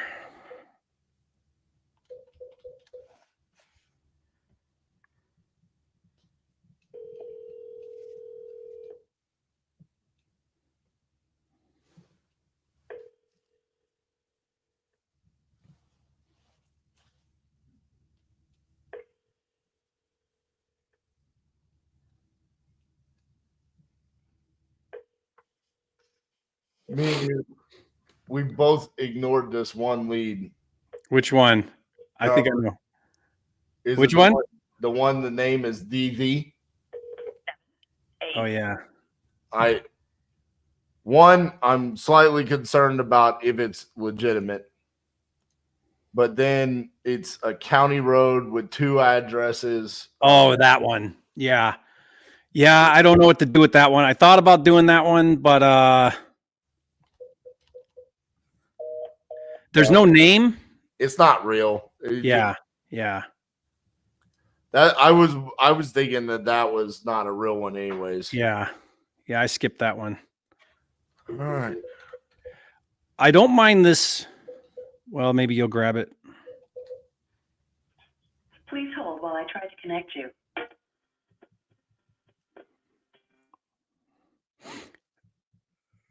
There's one here that looks good, RJ, but I think I know why you haven't grabbed it. The Jacksonville one.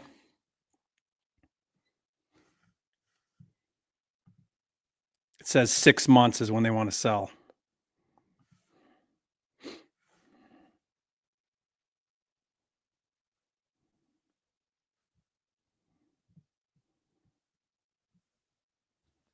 I had to mute myself because, dude, that was playing like a full-on song.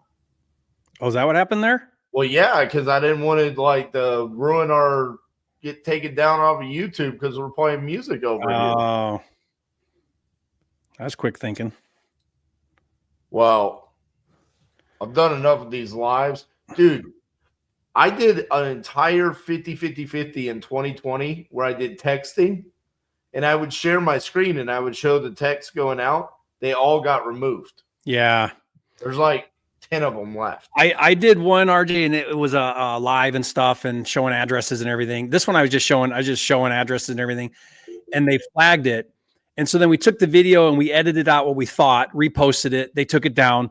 We've tried to fix it again, posted it. They took it down. We went through like 5 times before we finally got rid of whatever it was they didn't like.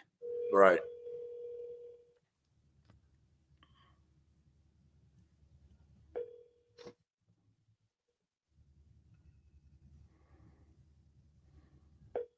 I did a how to virtually wholesale from A to Z video. Mm-hmm. Great video. Hour and a half long. What happened? Hello? Rose? I did here's how you fill out the contract. Pull up my contract. Wrote on the name, John Doe, address 123 Main Street. YouTube took it down because I showed John Doe's private information.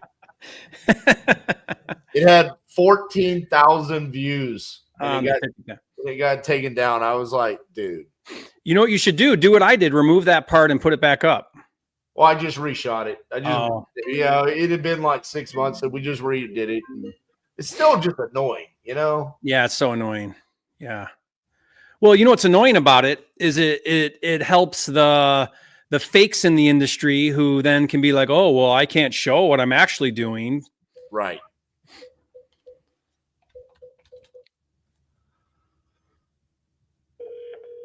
Yeah, that's what Nick's talking about right there.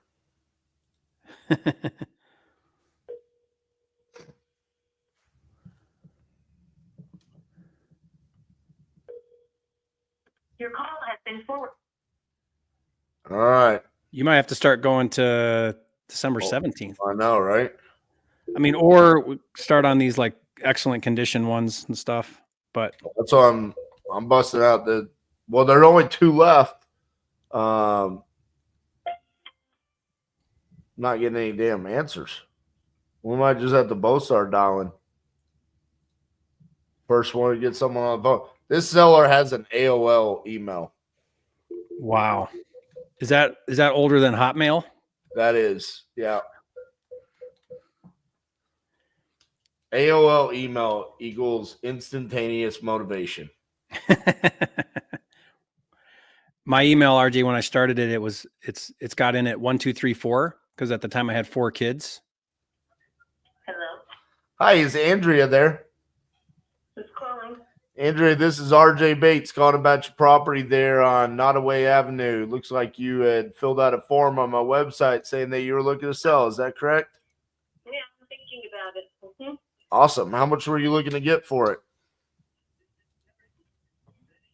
Well, I know what the properties are going for there. I'd like to get something what they're going for.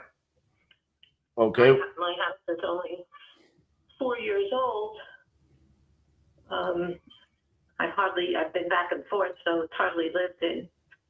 And plus, I did enclose the screened-in porch, and so that's new. And yeah, I'm thinking close to 4. Okay. Does it need anything done to it since it's only 4 years old, or? No, the only thing that needs to be done is the toilet paper holder fell out of the wall. So I have to get that put back on. That's the only thing. I don't know why those fall out so easy. You think we would find a better way to install them? I know. so it's really perfect. I'm only now thinking of selling this. As I said, we bought it in 2020 when it was just built, and my husband passed away in 2022. So it wasn't. It's not going according to plan. You know, so I'm thinking I don't need to have this house anymore. So. Well, I'm sorry to hear about your husband passing away. That's never easy. Thank you. Okay, so you already have another place to go and everything, right? You just need to get rid of this one. Yeah, I go back and forth. I'm in New York. I go back and forth, and right now I'm in New York. Gotcha. So I'm planning to go down. Nobody even knows. I haven't told any of my friends down there yet or anything. But when I go back in January, I'm sort of thinking of putting it up for sale. Okay. Let me look around a couple things here. You don't owe much on this, right? No. Mm-mm. All right. And your house is only like 1,500 square feet. That's about right. Yeah, 3 bedrooms, 2 baths. Kitchen I feel is too big. You know, I didn't have anything to do with it because it was built as a spec house, and so but they did very nice with the fixtures and all. Really very nice. A lot nicer than the homes that are being built there, the D.R. Horton homes and everything. Everyone says, "Oh, you got a Todd house," because Todd was the person who was building all the houses there in Brunswick. Gotcha. So that everybody said, "Oh, you have a Todd house." So yeah, but it's only about 1,500 square feet. Correct, 3 bedrooms, which are the only. I think the living room and the dining area I always thought should be a little bigger, but the bedrooms are a good size. As I said, there's 3 laundry rooms.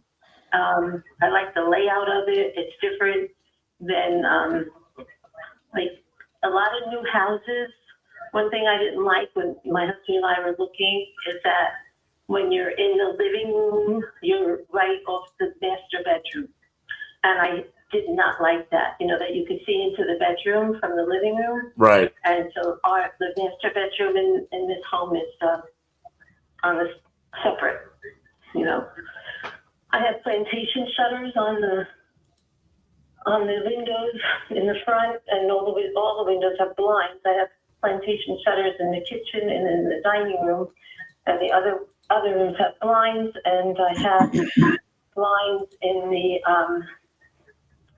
what was a screened-in porch, and we enclosed it, so I have blinds in there. Okay. So yeah, it's pretty crazy. I have softwares that I use, and I have this down to within a quarter mile of your house. 28 properties have sold in the last 6 months. That's a lot. And every house is larger than yours. Some pretty significantly. Which is, it's better to be smaller than bigger. I will say that, as far as price per square foot and things like that. So it's kind of a difficult property for me to come up with a true value. What I will say is, there are some properties that are slightly bigger, 1,700, 1,800, that have sold in the 360 to 380 range.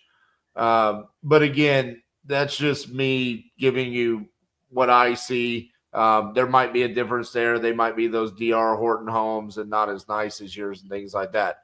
I will say this though. Okay, go ahead. As an investor, we would be nowhere close to full retail. Typically what Right. we. Yeah, I didn't think so. Yeah. I didn't think so. I have my real estate license, so I understand that. But I understand that. I saw it. I put it out there. Absolutely. Yeah, absolutely. Well, if anything changes in your scenario, feel free to reach out. And best of luck with getting your property sold there quickly. Okay. Thank you. Thank you. Very much. All right. Bye-bye. Okay. Bye. So I tell my Titanium University, my team, everything, that's a 6.5 minute conversation. The only reason why it was 6.5 minutes is because she kind of rambled there for about a minute and a half about the property, trying to sell me on it. I mean, you got to be quick with those calls right there, where it's like, hey, this is a 4-year-old home. She wants $50,000 above retail. And Yeah. He has a real estate license. It ain't going anywhere. Yeah. It's not our seller.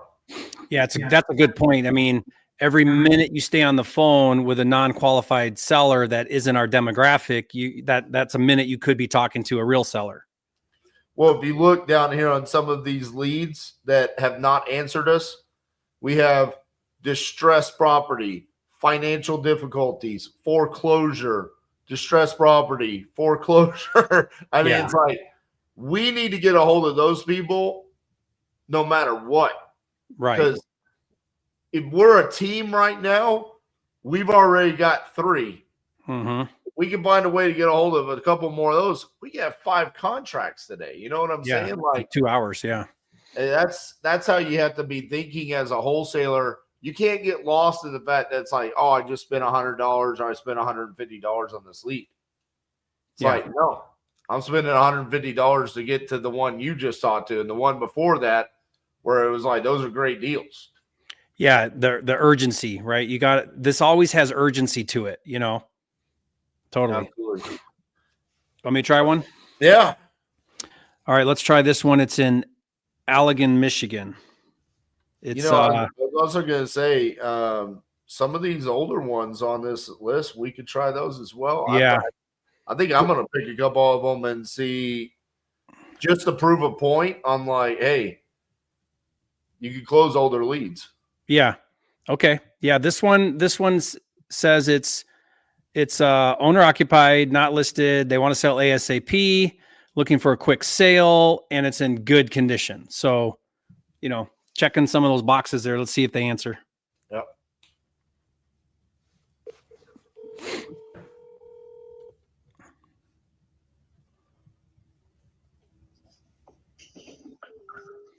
Hello?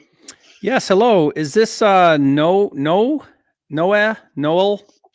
Alvarez? I might have that down wrong. I'm calling about a house that you want to sell. Is this the right person? No. Are you looking to sell a house on Minor Lane in Allegan, Michigan? No. Okay. You don't own a property on Minor Lane. Shoot. Yeah, the name was N-O-E. I didn't know how to say that. Well, I think that was not real. Yeah. I think the joke that they were pulling is the name is no, and then when you call, did you see how he was always like no? No. I think You that was kidding me? I think that was the joke. Well, you could have had fun with me. I agree. Dude, I've had some epic prank calls before like that where I'm like, no, at least let's have some fun, Yeah, at least mess with me. Geez, if I'm going to prank someone, I want to mess with them. So, right. Joshua, the new laws, it's not banning PPL and PPC. It's definitely not even touching PPC. It's just that it's asking for opt-in language. We'll definitely have a lot of content coming up in January in regards to that. I could try one more here if that doesn't count. Or did that count as my turn? No, you're good. All right, let's see. This one's in Florida. Let's see what happens here. Same thing. Let me just see here. It's not occupied, no listed, ASAP, quick sale, and excellent on the condition. Dang it. Oh, dude, I totally didn't realize we had as many new leads. I didn't scroll far enough up. Up or down? Up. I didn't see all these up here. I thought we were out. Let me see if this guy answers.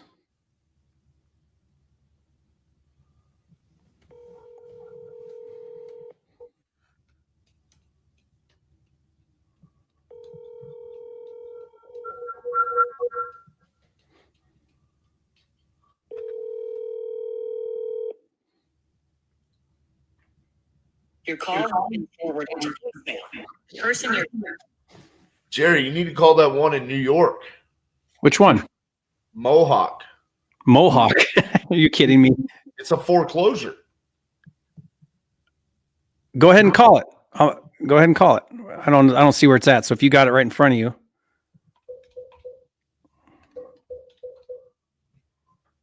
Oh, I see it now. Yeah, call that one. It's gonna be like, yeah, house is worth 300. Oh, I did see that one. I don't like that they say they want to sell in 6 months. Yeah, but can't be picky right now. Also, want to be like, what do you mean? Yeah, you're in foreclosure. What do you mean 6 months? Hey, is Robert there? Yes, it is. Hey, Robert, this is RJ Bates calling about your property there on Michigan Street. Look like you filled out a form about selling that property. Is that correct? I'm sorry, I didn't hear you. Look like you filled out a form on my website saying that you were looking to sell that property. Is that correct? It's possible. I'm not 100% sure. I don't know. I don't really know how to trust anybody, but I'm just getting some ideas, and it's not going to happen right away. Okay. What do you mean about trusting people? Well, I mean, just as far as, I don't know who, about your company, and, I'm just kind of skeptical. I got other options I can go with, but I just thought maybe I would find out if there was an option of just getting an estimate, finding out what you think it might be worth if I was to do it. Oh, well, yeah. Yeah, this is super easy. I'm a real estate investor. I buy houses cash.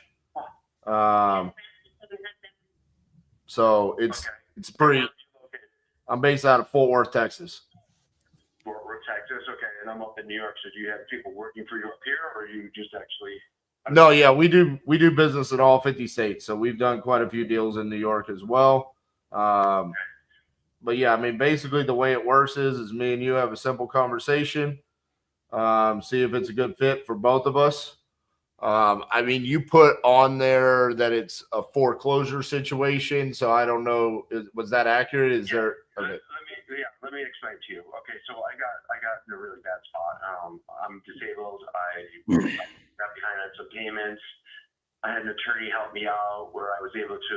I had to file Chapter 7. I went bankrupt to pay off the arrears that I owed through a trustee. I got behind again a couple months, and I got a proposal from them that they want to add on more payments. It's just getting so expensive for me. The house is. I just got an appraisal at 175. I think 175 or 180. I obviously owe about 110, I think. So they're at the point where they're kind of pushing things along until after the first of the year, and I might have like maybe 2 to 4 months before maybe they do start to foreclose, is what I'm gathering. So, I mean, I could do a lot of options. I was thinking of doing like short sale or, doing a deed in lieu and something like that. But then I said, well, I hear all these people that buy houses for cash. What's it going to be? Is it going to be worth it for me to go that route? So yeah, I mean, let me answer a couple of questions there. One, a short sell would only be if you were upside down. It doesn't sound like you're upside down. What does that mean? Like, because I'm definitely over my head right now. I mean, no. I mean like upside down where the property is not worth what you owe. So say if the property was only worth 80,000, but you owed 110. Yeah, you're right. No, you're right. No, you're right. It needs some work. I mean, it's not a trash house. I mean, it's a 4-bedroom, two bath, almost 2,000 square feet. It's a nice house. I mean, I haven't been able to invest money to put into it to get it, Right. It needs to be updated. You know what I'm saying? So just real quick, I don't think you need a short sell. The loan modifications, yes, the banks use those as ways to try to help people when they fall on hard times. However, it does become extremely costly over the course of time, right? Like I've gone through three loan mods with these guys, and it's just getting to the point now where like I'm almost up against $2,000 a month, and I just it's getting crazy. My next big problem though is because of my bankruptcy, I'm going to have difficulty finding a place to get into. And that's the hardest part for me right now. Yeah, I think the options right there are probably going to be either you might have to rent for a little bit or potentially buy from another investor, seller finance. Right. Now, do you guys have anything to do with like renting? I mean, rent homes or anything like that? That you put feelers out there to find something for people? Or I mean, I'm trying to work with I'm trying to work with HUD right now as well, where they might be able to find something and help me out. I mean, are you looking to stay in Mohawk? Probably in the general area. I mean, in Mohawk, Herkimer, my kids are still in school. I've got some kids. My one kid's graduating this year, but I've got 2 other boys that are in school. So yeah, I mean, I want to keep it in that generalized area. Right. I mean, we're a small town, right? Not a whole lot of options. Yeah, I mean, how much square footage? How many bedrooms and bathrooms do you need? I mean, if I can get 3 bedrooms, I don't care, 1 bath, but if maybe even in a basement that might be finished where I can maybe turn that somehow into a living area for like my son or something. Right. I mean, that's where I'm starting at. I don't really know. It's just there's a 2-bed, 2-bath for $1,250 a month, and then there's a 4-bed, 2-bath, 1,700 square feet for $1,700 a month in your area right now. But that's again right there in Mohawk. I mean, and there might be. I might have seen those. I might have looked at. I might have caught my eye on those the other day. Is that one's in Mohawk? You said. Yeah. Yeah. Okay. So I mean, let's get back to back to the house. So you owe 110. They did an appraisal on it. That I'm assuming that was for one of the loan mods. Yeah, I had to have it appraised for the bankruptcy. They sent somebody over. The guy came in and did a quick assessment and everything, and that was about 3.5 months ago. And I think he appraised it at 175. I know he did. He did appraise it at 175. That's I guess that's exactly what he said. Okay, so they appraised it at 175, and then what did that do to your loan? I'm sorry. What did that do to your loan? Did your payments go up, or what happened? The negative escrow is really my biggest thing right now. My actual principal and interest is doable. I mean, it's doable, but it's my negative escrow that's putting me over the top, plus the amount that I'm paying into the trustee for my arrears in the past. I'm paying about $680 to a trustee every month, and then my mortgage payment's $922. So I'm now behind again. So now that's another $500. How much is the escrow negative? Yeah. How much? How much is it? Off the top of my head, I can't tell you right now. Okay. Yeah, I'm not at home right now. Because, dude, I mean, I'm looking right now. There's 11 properties that have sold in a quarter mile around your property in the past 6 months. And there's only one that has sold for more than 160,000. So I'm trying to figure out, like, how did they come up with 175? It's like, That's a good question. I mean, the property value in that area. I mean, again, it's not. I mean, I'm not trying to throw smoke up your ass. So to be honest with you, I'm just saying my house is one of probably 3 or 4 houses in the area that are the biggest and nicest houses in Mohawk, to be honest with you. no, you're right, because you also were built in 1987. Everything else is old as shit. Oh, yeah, it is. And there's obviously some other houses that are much nicer than what I have, and I know they are leads going for 180 to 200. So, all right, let's just say this. They got that. Just like I said, I know that that's what they appraised it at. If you could wave a magic wand, what do you want to happen? What do I want to happen? Yeah. Well, obviously, I mean, to me and my wife, the easy part is it's easy to get rid of my house. It's easy, like I said, sell to you or do Right. whatever. You know what I'm saying? But it's me getting in somewhere that I'm up against right at the moment. So what I've done the past couple of days, I'm just trying to do research in my area to find out what do we really want to do? When can we get out? Because it's not going to be quick. I can't just leave right away. I've got a lot of stuff. I have to plan and figure out where I'm going to get into. To be honest with you, there's 9 of us. I've got my 2 granddaughters that live with me, 5 kids of my own, and two granddaughters. I can't just get out on the street.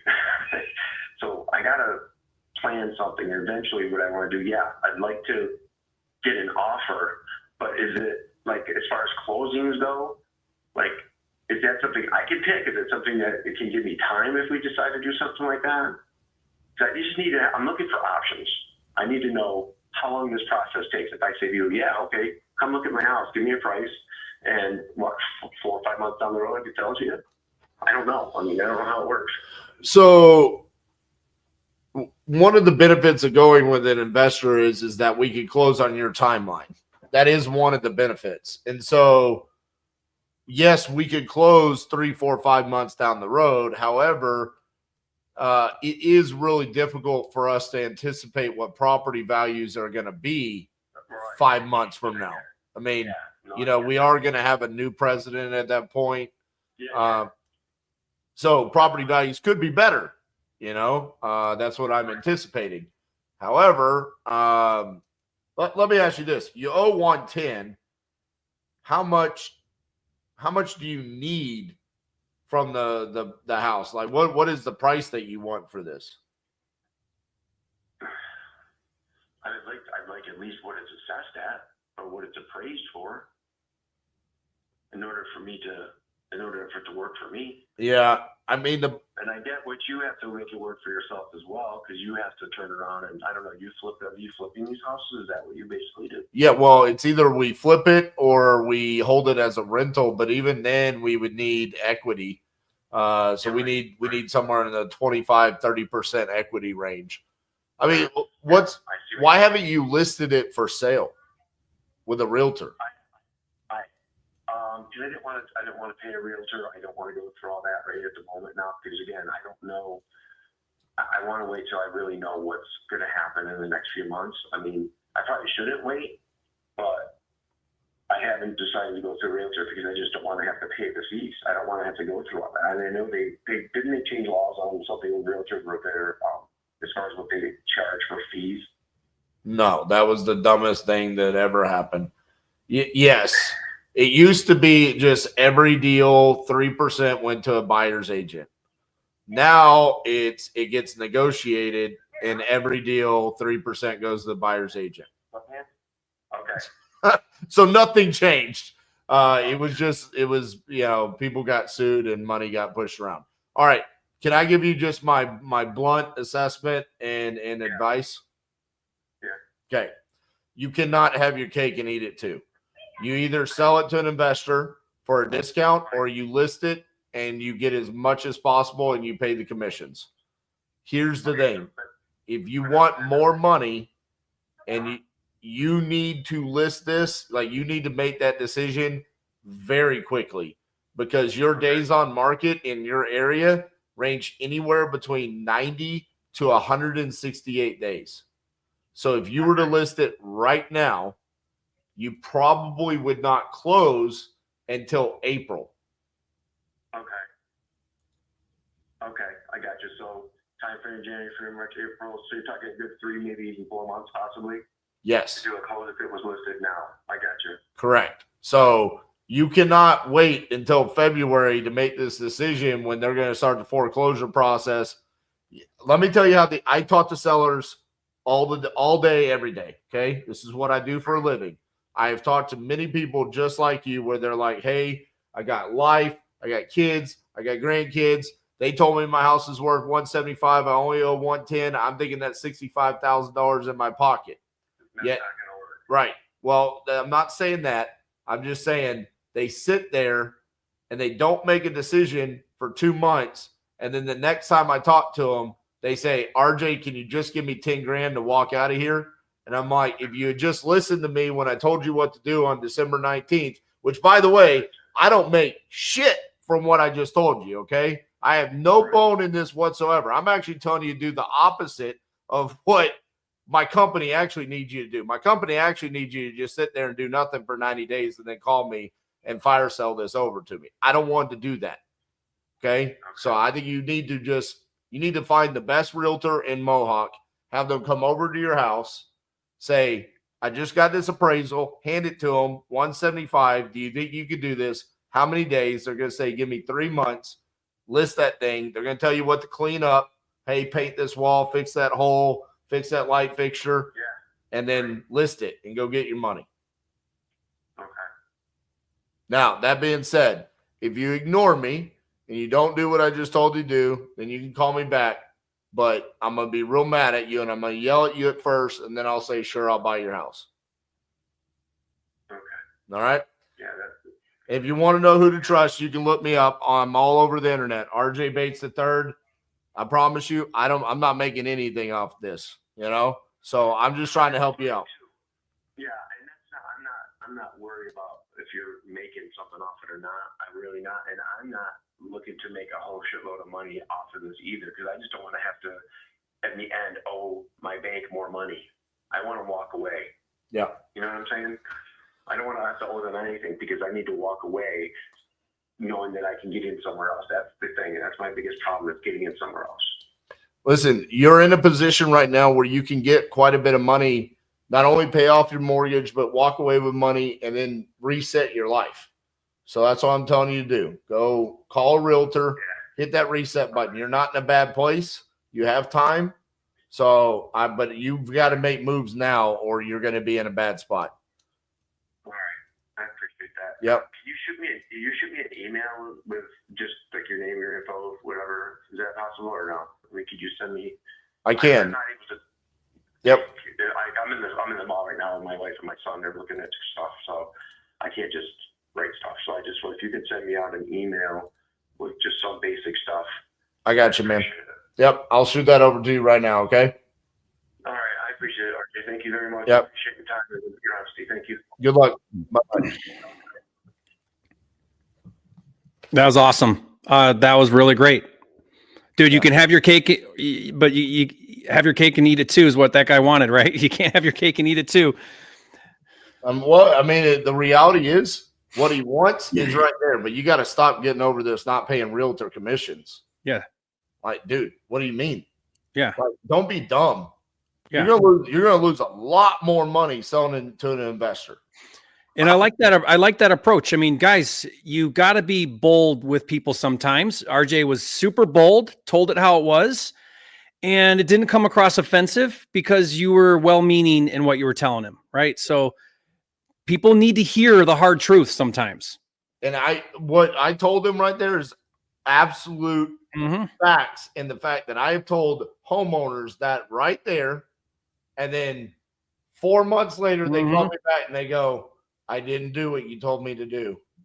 And I'm in a real bad spot, RJ. They said they're taking my house next Tuesday. And I'm like, oh, and you're calling me on Thursday? Yep. Like, what are we talking about?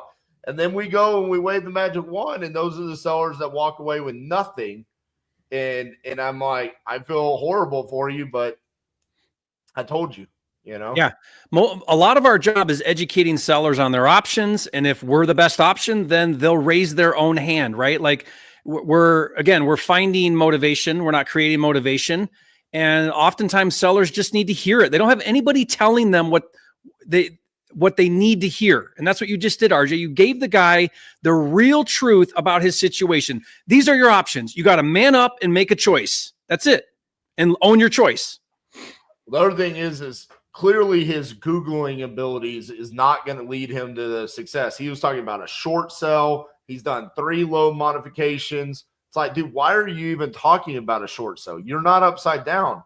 You just got an appraisal for 175 and you owe 110. Yeah. Sell it. Not short sell it. Just sell it. That's it. Yep. Oh, man. Felt bad for him. Well, listen, man, I know you've already given us 2 hours of your time. I appreciate it. Hey, how cold is it in Montana right now? You know, I'm just being a baby because I live in Puerto Rico all the time. It's not that cold out. It's like 38 or 40, something like that. Oh, that's what it was here this morning. Yeah. Wow. Yeah. I'm just not acclimated. You know, last year it got below 30 below. The cars wouldn't start. The power went out. Pipes froze. Oh my gosh. It was like, why are we here? Jeez, that's crazy. Hopefully that doesn't happen. Yeah, man. Well, thank you again for doing this. I love doing this, man. Yeah. I would do that anytime you want to do this, RJ. I'm down. Yeah, man. It's too much fun.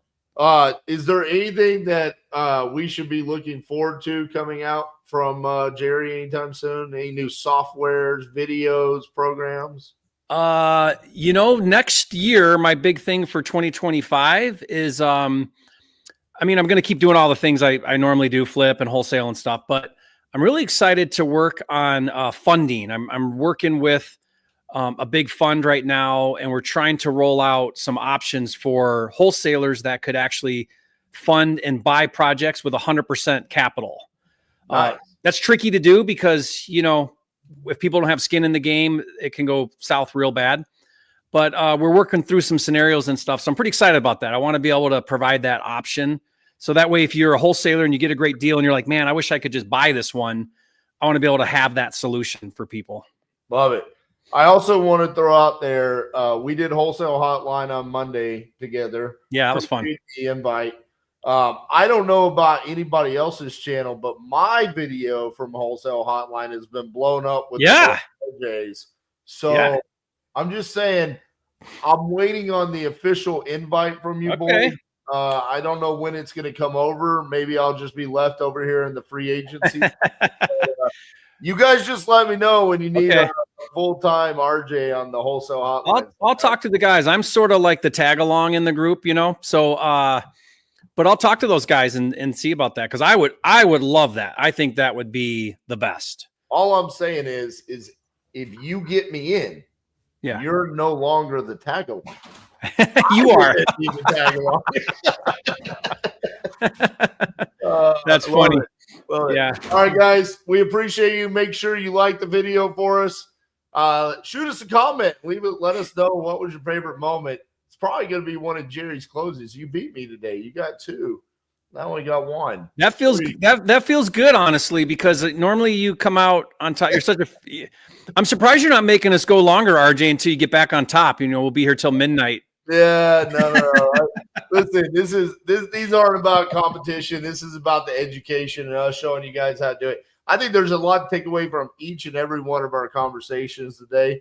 I love showing this part of the business. I think everybody listen.